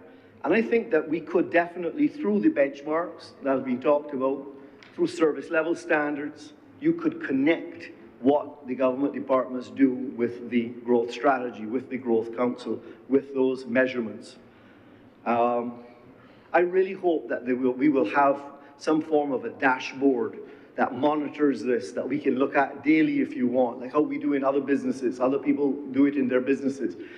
And we can see daily what progress we're making towards these growth initiatives.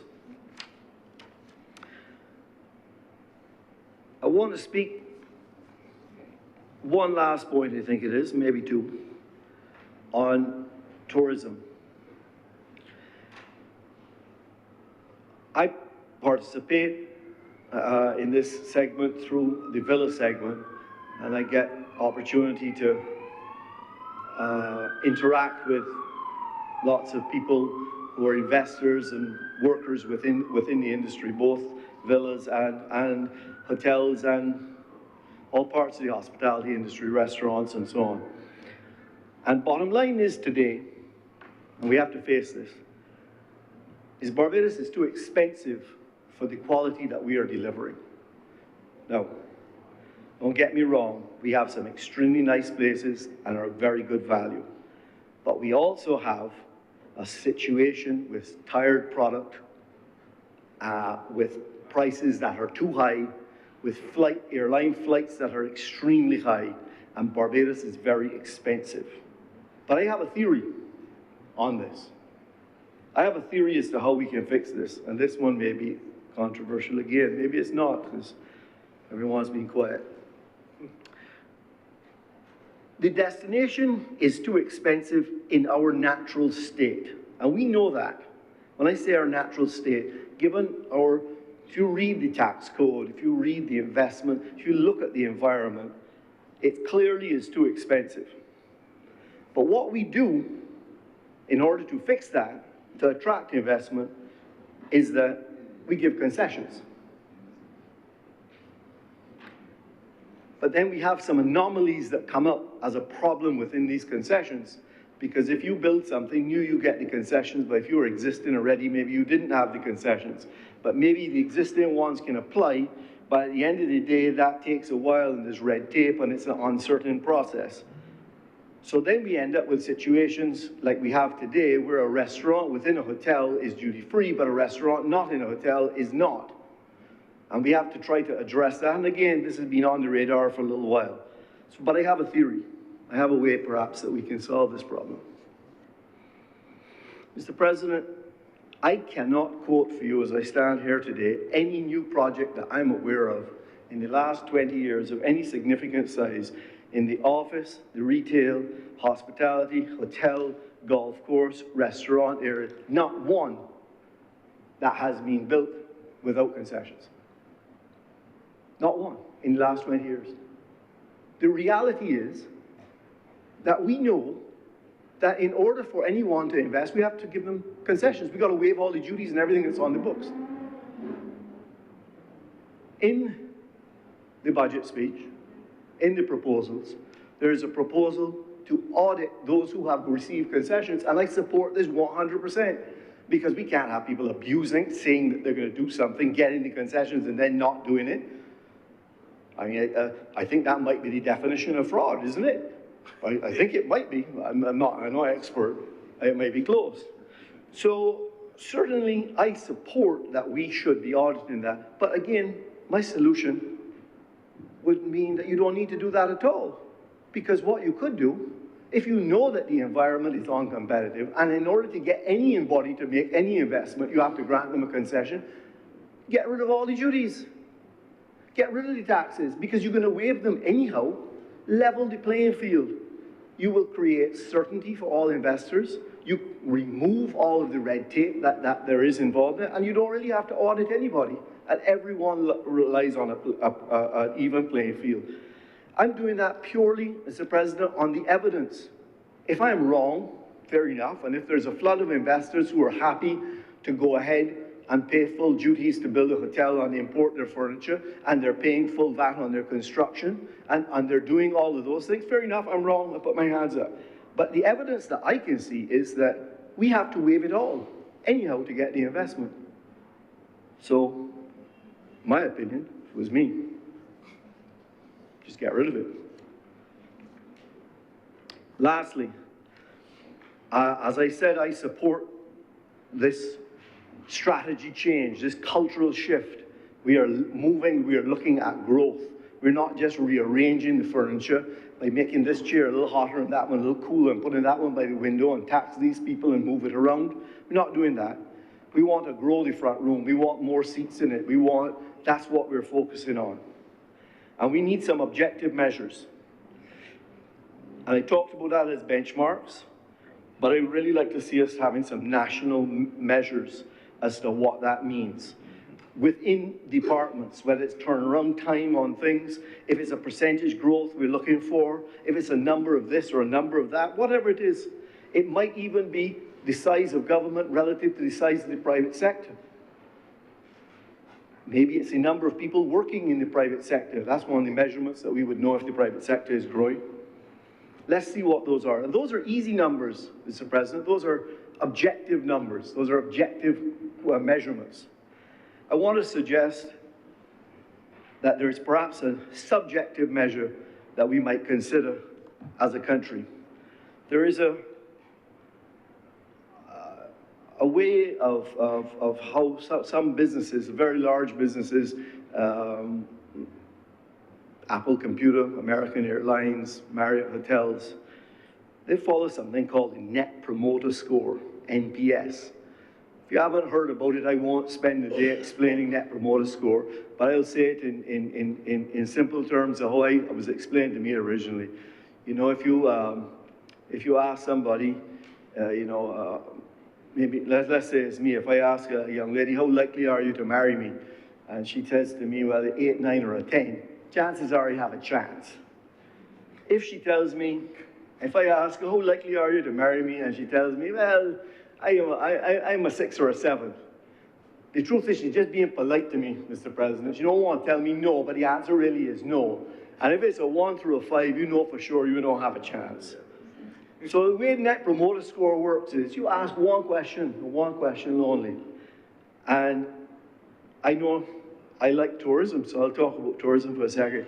What if I asked any tourist leaving Barbados, what is the likelihood that you will recommend Barbados to your best friend on your next vacation? On a scale of 1 to 10, what would you recommend? If you get an 8, 9, or 10, you've done a great job. That means that they are a promoter. They are going to go out there and actively say Barbados is a great place. You get a 1 through 5, unfortunately, what they're actually going to do is they're going to say, look, you better head to Cayman, you better go to somewhere else, Barbados is not the place for you. And if they're a 6 or a 7, they're ambivalent on the matter. I think that we should implement Net Promoter Score on a country level as we go through this growth to see how well we are doing in every aspect. How likely are you to recommend to set up a business in Barbados? How likely are you to recommend? And you can ask those things. That's more of a subjective way, but I think we need some measures for it.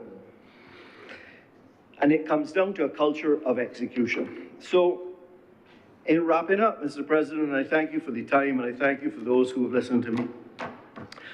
I want to echo what my fellow Senator, Reverend John Rogers, said with regards to, and I cannot say it as well as he did it, as well as he said. I'll put it in my own terms, but I'm trying to echo what you said.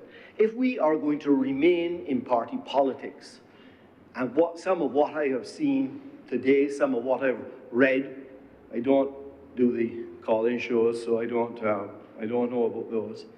It really is foolishness. Bunch of picking at things that is not of any use. The truth is that we all need this growth. We all need to get behind this strategy. And if we are going to just simply continue to play this type of party politics that I see knocking around, we're not going to go forward. If every time something changes, and the government will change at some point in time, it will change. But if we stuck to the mission that we had, and everyone was on that, and we're in this ship together, it might actually work. And it might actually work if we focus on execution, because we have an excellent strategy here.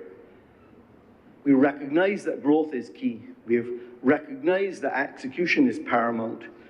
We understand and we know what to do. And all that the private sector has been asking 20 years ago, and perhaps is asking again, is to do what you said you're going to do, and then get out of the way. With those few words, thank you, Mr. President. Thank you, Senator Malalou. Senator Kevin Boyce. Thank you, Mr. President, and thank you to the honourable members for facilitating me. Mr. President, I first of all wish to apologize for my absence. I'm in the place where they try to interpret the laws that we pass here. And the current battle in which I'm joined is an interesting one. I'll say no more about that. But sir, I look around the walls, and just as an aside, I don't know if I will do it. I recall having a conversation back in 2018 when I first came inside with the Honourable Senator Walcott, most honourable, and we were looking at the pictures that were there. And I feel a great sense of pride to see that we have, in about 5 years, replaced them with pictures of our own. And it's something which I'm very proud about. And it just occurred to me as I rose to speak, sir. Now, Mr. President, yesterday when I was leaving the other place, I managed to catch a snippet of the proceedings going on. And I was very interested in the discourse and the dialogue, and it perhaps caused me a little bit of concern because it didn't seem as harmonious as it normally is. And I wouldn't attribute that to my absence, but I certainly hope that my presence will encourage some more camaraderie with those who are here as we seek to have this dialogue, sir. But in doing so, I would cast the first stone as such. And I heard Senator Malalou make statements about conveyances and the cost, and I wish to assure the goodly senator that the Bar Association is looking into the issue of the cost of conveyancing with the aim, of course, to be more commercially reasonable. And at the same time, I hope that the Barbados Real Estate and Valuers Association is looking at how their rates could come down a bit, so all of us could be in this together as we seek to move forward as one society. We in the same ship, we are moving in the same direction. On that point, though, I would say that I believe what we see in the newspapers shows that governmental support for perhaps a form of insurance for legal practitioners is something that we should consider as a legislative body with regard to the powers that be, seeing how it is, especially for property transactions, that fees and proceeds of sale get to where they're supposed to be. Right now, we are relying on human goodness and integrity, and all that's fair and good, but there's nothing like having some substance to guarantee that the actions go where they may.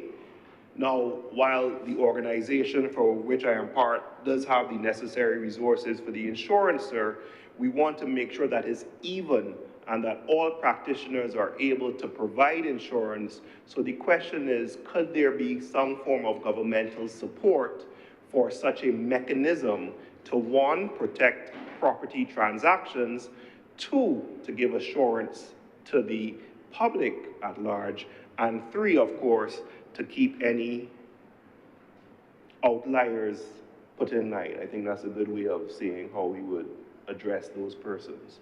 But it is something which was inspired by the comments made by my brother, Senator Maladou.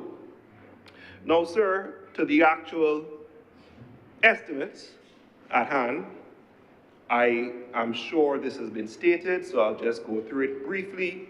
What's the big picture? We have the figures: 123.8 debt to GDP ratio, 2.8 billion foreign reserves. I heard it's gone up to 3 billion in foreign reserves, 29 weeks import cover, so I assume that has increased. Inflation, 8.5, but we know the world is dealing with high inflation, sir. Employment, 7.1, that's a good figure, sir. We, however, anticipate that that is soon to be impacted with the stated termination of the debushing and the other beautification programs announced by the Prime Minister. And we have a GDP of 10% as we seek to claw our way back from the precipice of COVID. That's where we stand from an economic picture standpoint. What I found interesting, and I must say, Senator Malu, I enjoyed your reference to blah, blah, blah taxes. It's a way of communicating that person's understanding. It's something I'm working so hard on. But the stated aim, which I was able to glean from the Prime Minister's statements, and of course the subsequent rhetoric, is that this is a mission of transformation. It's a mission of transformation, and it seeks to ensure economic activity, foster social stability, build human capital, a framework for guarding natural patrimony, heritage, and environment. That one I found quite interesting and lofty, and creating the necessary infrastructure. All somewhat intangible in terms of being able to measure, but I believe it points to a direction with regard to the aim of the exercise. Now, these are the stated takeaways, and I would, for my audience who appreciate it, I took this from the Prime Minister's tweets on Twitter. These are the takeaways, sir. No new taxes. We've heard this, I'm sure. Reduction by 25% in principal settlement of debts to BWA and QEH. Of course, the stated objective to transform. The loans for the officers and traveling allowances, specialist nurses posts, training opportunities, capped gasoline, 6 months, CARICOM travel reduction, small but appreciated, Caribbean sports councils, community sporting, and of course, the repayment to some of the bond holders of up to 17.5 per holder. We see the statement with regard to life coaches and parental coaches to support psychological counseling. I believe, sir, that the data is quite clear that coming out of COVID, this is a necessary need. And of course, we have the statement with regard to the SOEs. Now let's get into the reactions. And of course, we're giving an independent perspective from which we view the lens and we see what has been said. There have been questions, the silent judgmental majority, I'm hearing some noise. There have been questions, sir. There's some questions, sir, in relation to whether there was enough substance. In response, the response that was given was the substance was in the estimates and in the well. There were questions which lauded the concept of setting out a vision, which was therefore encouraging to those persons who were seeking to invest in the country, and therefore the purpose of the budget was less a concept of giving here and taking there, but but more of a concept of this is what we're aiming to do as a government and thereby increase investor confidence. Some persons along the line of those who spoke as to the substance or lack thereof says, well, where are the particulars? Where are the particulars for how do we achieve these objectives? Other persons have said, well, okay, there are no new taxes, but what about the current load that we're facing? What is being done to reduce that? We know the pandemic levy ends at the end of March 2023. We haven't seen anything table to continue it. I could ask the leader of government business, but it seems as though the pandemic levy will be removed as stipulated at the end of March 2023. And of course, sir, we know that VAT in 2012, well, first of all, I believe, sir, you will recall in another capacity, VAT was supposed to be temporary. And then in 2012, when it went to 17.5, that was supposed to be temporary as well. Yet still here we are. So besides these stated reactions, I hope I've captured the wide spectrum of the voices. There's, of course, what I like to bring in now, the anecdotal feel on the ground from my observation, sir. So the first thing I like to deal with is what I call, I was trying it out with my friends, and they told me don't do it, but I'm still going to do it. So I have something which I've devised called the Coconut Water Price Index, sir. And the Coconut Water Price Index, which I have developed, moved from coconut water being, where you laughing at? Coconut water moving from $12 in 2018 to coconut water now being $14 for a bottle when you buy it on the side of the road. That's just an anecdotal exposure, sir, with regard to what we speak about inflation and costs. I see, sir, that there is a euphemism being thrown around. This is what I'm saying and when I'm describing what we're seeing. So just to be clear, sir, we spoke about the stated aims. I think I've managed to capture the economic picture. I have also stipulated the various reactions. I am now speaking to what my observations are with regard to the country presently, sir. So we have the Coconut Water Price Index. I think that's a really good idea, Mr. President. It seems to have been met with silence, but I think it's a great idea, sir. We now have what is increasingly called work stoppages. You know, in the olden days, they used to be called wildcat strikes, sir, but now work stoppages seem to be occurring within the environment. Their stated price increases. I believe the Pinnacle has indicated that they are moving forward with the price increase, and the chicken suppliers have recently said that we have to brace for an impact. Now, we do have the price compact, which we hope holds with regard to the private sector, and the government must be commended for even getting that off the ground, getting it continued, and we see how much further we can get. I can say, sir, that you can feel a pulse of an increase in economic activity. Now, this is, I don't know how you measure it, sir. This is just observation. Things seem to be going on. We seem busier. Tourists, you look all around. Oistins is crowded. You look on the West Coast, persons are there. We are seeing the arrivals. You go down to Raleigh's Bar and Grill, you see the tourists there enjoying the items from across at Pelican Village. The question now relates to what is the spend. So we have the tourists. I remember once, as an aside, I was in Bahamas. I think I've told this already. And I asked the taxi man what's his view on something or the other. And he was saying that they are taught in Bahamas to extract every possible dollar from the tourists that they can get while the tourists are on their island. I just say that as an aside, sir.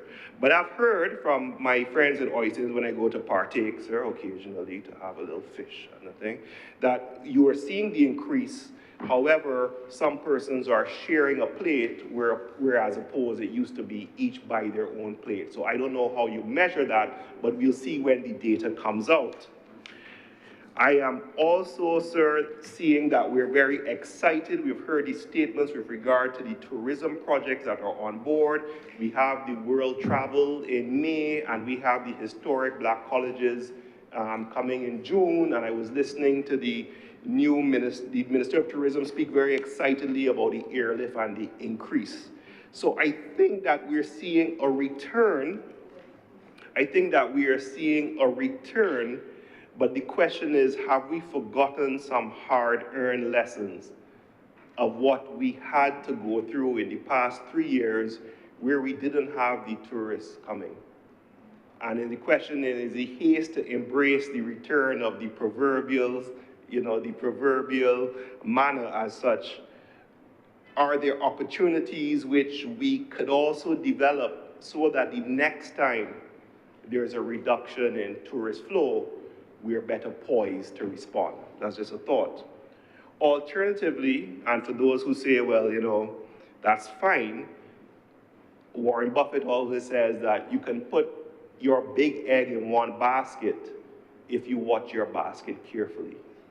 So maybe it's a question less about diversification and more about we focus on our tourism and we make sure that our tourism product is resilient as possible for the changes that will come.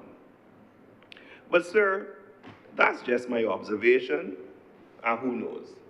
I think at the end of the day, we all want it to work because it benefits us all as Barbadians.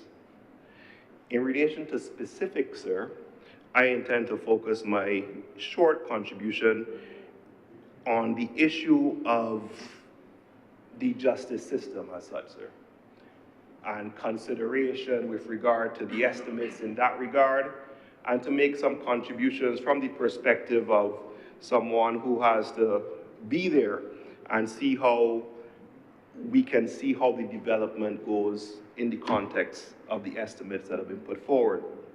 Now, sir, with relation to the Supreme Court and what falls under it, in 2021, estimates were of a $3 million expenditure.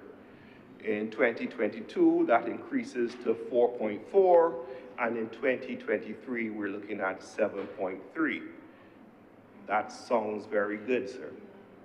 Sir, I can tell you that lawyers are now back in the physical courts. Some of us less willingly than others, sir, but we have been told to return, and the judges have said that all the online and the joys which certain practitioners would have had, we are now back in the trenches, for want of a better word, because we need to utilize the courts and get things back to the concept of normalcy. We have seen that there is an increase in judges, and I heard the Attorney General speaking in that regard. I think for now it's primarily focused on the criminal realm and to reduce the backlog of the murder and the other cases, because crime, of course, was attracting the attention as we were dealing with the upsurge. Sir, we had the launch of the new judicial annex, the Ford and Simmons complex, recognizing the achievement of the two sons of the soil, sir. And within that complex, we've had the expansion and the accommodation of the District A, Criminal Court number 1, the Chief Magistrate, and the room for the law reform, and I believe the law revision, along with the Community Legal Services Center. So we clearly see that there is an expansion with regard of the legal provision, and the budget is setting out the bases from which the monies will come to fund it. Now, the question of what we need to ensure the timely delivery of justice is one which certainly can't be answered in an evening, sir. Now, there's always this case study that I like, it's called the Brooks Law. And according to Brooks Law, it's more of an IT concept, but it finds its way within organizations when you look at how do you handle problems of resources and getting results. Now, Brooks Law, the author states, just because one woman can have a baby in 9 months, 10 really, does not mean that 9 women can have a baby in 1 month. Let me say that again. Just because one woman can have a baby in 9 months does not mean that 9 women can have a baby in 1 month, sir. That's Fred Brooks, the author of The Mythical Man Month and the concept of Brooks Law. The question is, what can we do to assist our judges in exercising their duty and in getting the judgments out for the public of Barbados?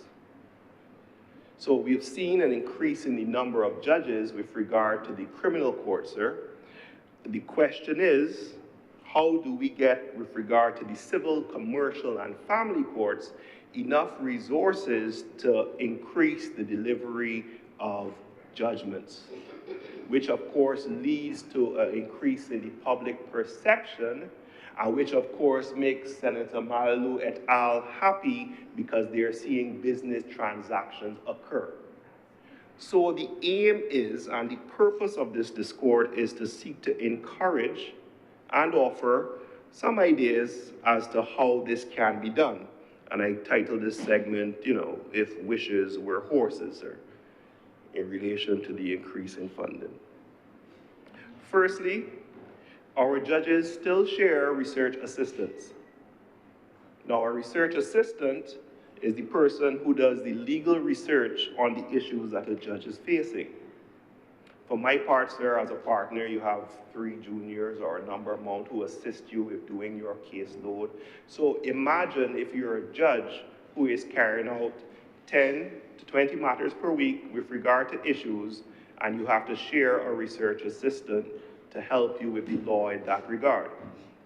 So by using the concept, and I'm going back now to Brooks Law, maybe, and it perhaps will be of a less cost incentive, maybe aside from increasing the number of judges, you look at increasing the resources of the current judges to facilitate their execution of their duties. Just a hypothetical, sir.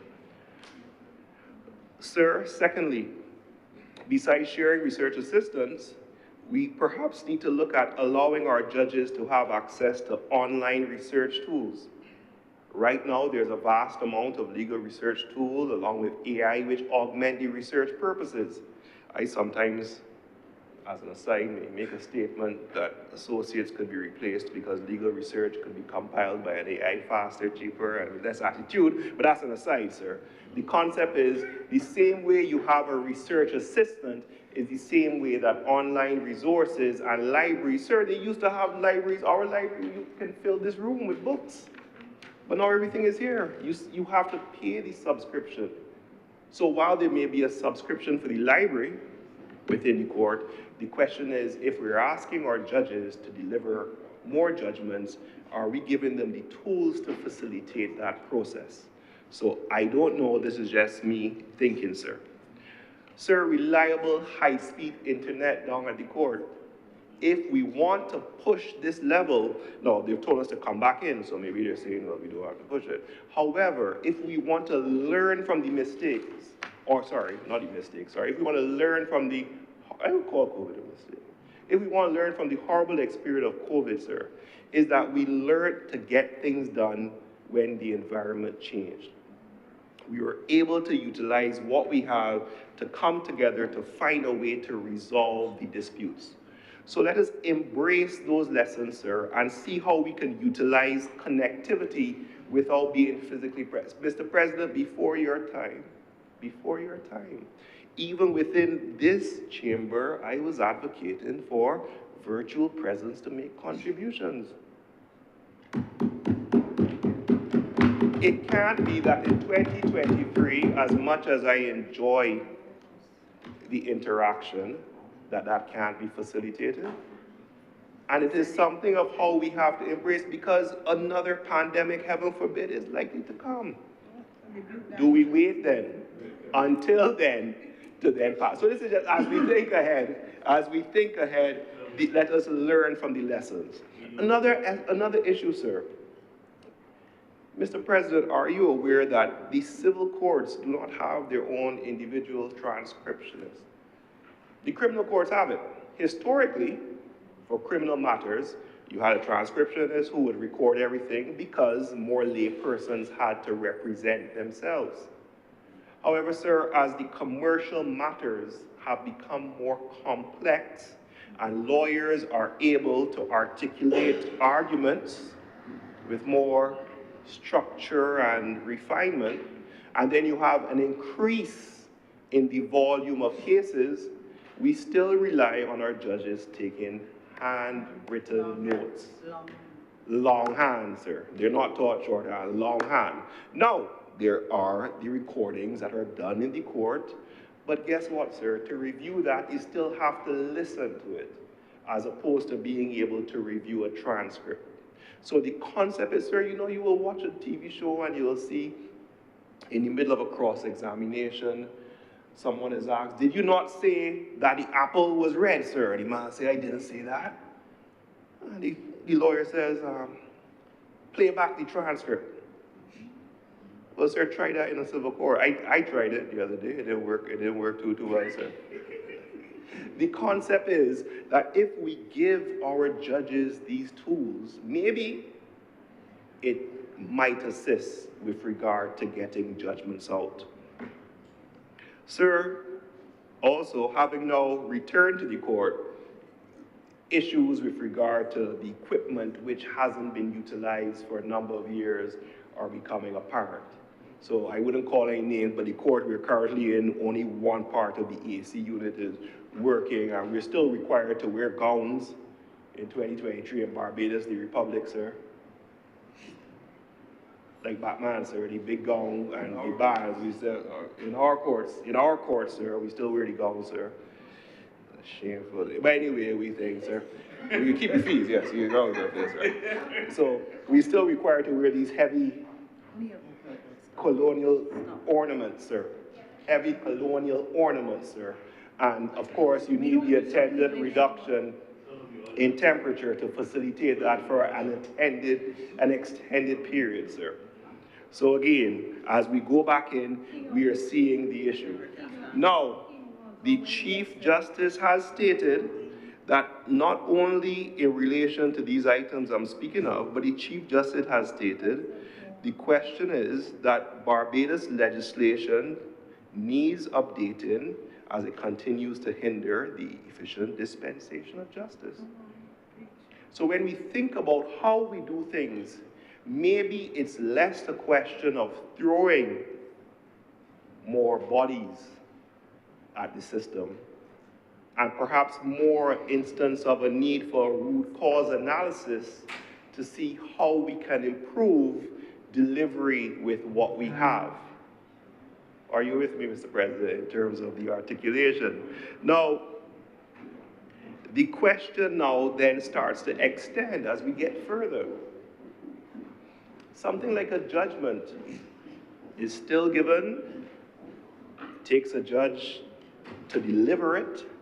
After hearing the case, we are still called in and judges deliver judgments.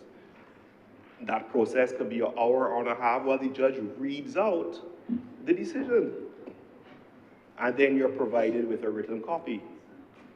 Maybe the aim is to facilitate with the additional resources, the necessary practice directions, and to encourage the giving of oral decisions and the legislative support to reinforce such a facility so that they become more common and encouraged, and if persons wish to appeal, then the process of obtaining the longer form decision is provided. These are just ideas, sir. The concept being is sometimes not about throwing more persons at a problem, but perhaps taking a step back and looking at how we do it. And when we do this step back, sir, now here we get into some deep water, now philosophically, legislatively, executive branch of judiciary, get into the separation. The Attorney General's office being responsible for the judges is another issue that as we evolve as a republic, is that something which to continue, note my words, to continue the vaulted independence of our judges, that we look at the development of our own chancellor with regard to the judges subject to review and the registry separate and funded and subject to review, and you have them both under the governance of the government, but you still have the separation which allows the independence. But we're far from that, and it's just a concept at this stage. It's what's done in the UK, but we don't have to follow them, sir. We don't have to follow them as we chart our own way forward. Sir, otherwise than that short deep dive, sir, concerns with regard to the persons who will be impacted by the cleanup, I think it was stated in the lower house that we need to be cognizant. And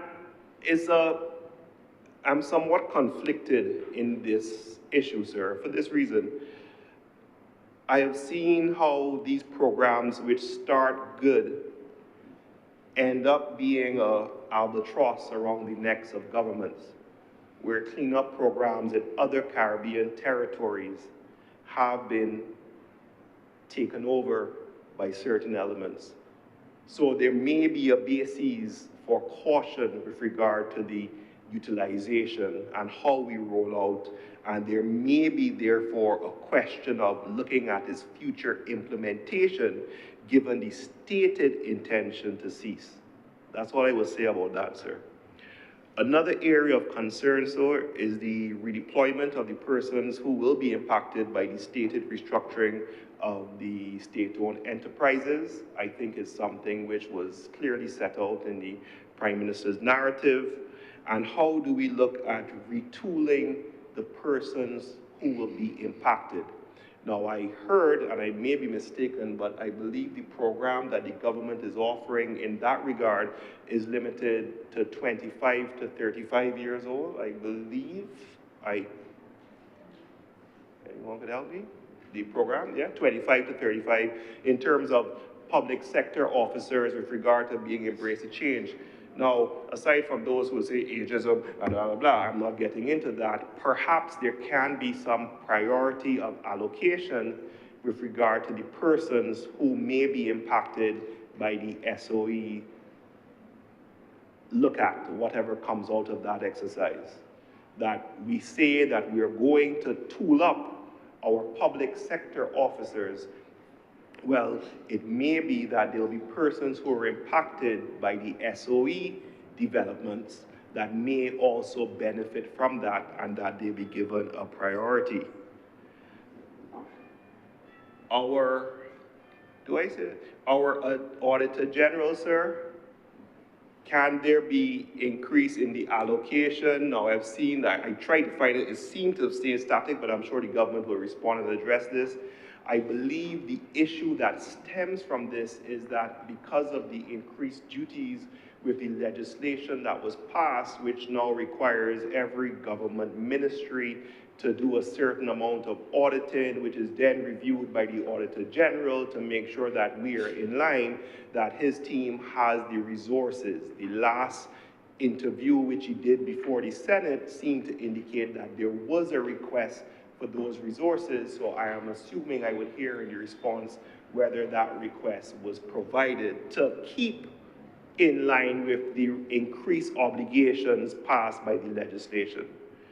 Finally, sir, I like the idea of the blood sugar monitors, which were mentioned by Senator Haynes. I would only urge caution with regard to its rollout, seeing as what has come out from the ID card exercise, that persons will then attribute a bunch of nefarious reasons as to why the government would wish to monitor their blood sugar. But sir, and it is something, but it is something that is important because it makes sense. You have NCDs, you have diabetes, here is how you monitor it. But persons will come with conspiracy theories as to why you want to put something on their hand. And we have learned, because I don't like to do this, but it seems to be common in politics. I said about the ID cards, XYZ, we have learned that persons will fill in the gaps for you. They will fill in the gaps for you with what is easier and what is the most conspiracy-minded, and the better it can share on WhatsApp, the better it's on the WhatsApp, the faster it will go. So please, those responsible for the rollouts, let's get ready for it. But Mr. President, fellow members, thank you for indulging me. I apologize for my absence. I believe that my contribution, in a small way, perhaps can help, but I believe that we have been stated and objective, and hopefully we recognize that even though we may disagree as to how to go about it, it's one Barbados that we work together to achieve what's best for this nation. Thank you, Mr. President. Thank you very much, Senator Kevin Boyce, and it was a pleasure to was able to accommodate you given your private avocations. Senator Cummings. Thank you very much, Mr. President. I beg to move the suspension of today's sitting of the Senate until 10 a.m. tomorrow morning. The question is that this sitting of the Honourable, the Senate be suspended until 10 o'clock tomorrow, Wednesday, March 22nd. Honourable Senators in favour, please say aye. Aye. Those against, please say no.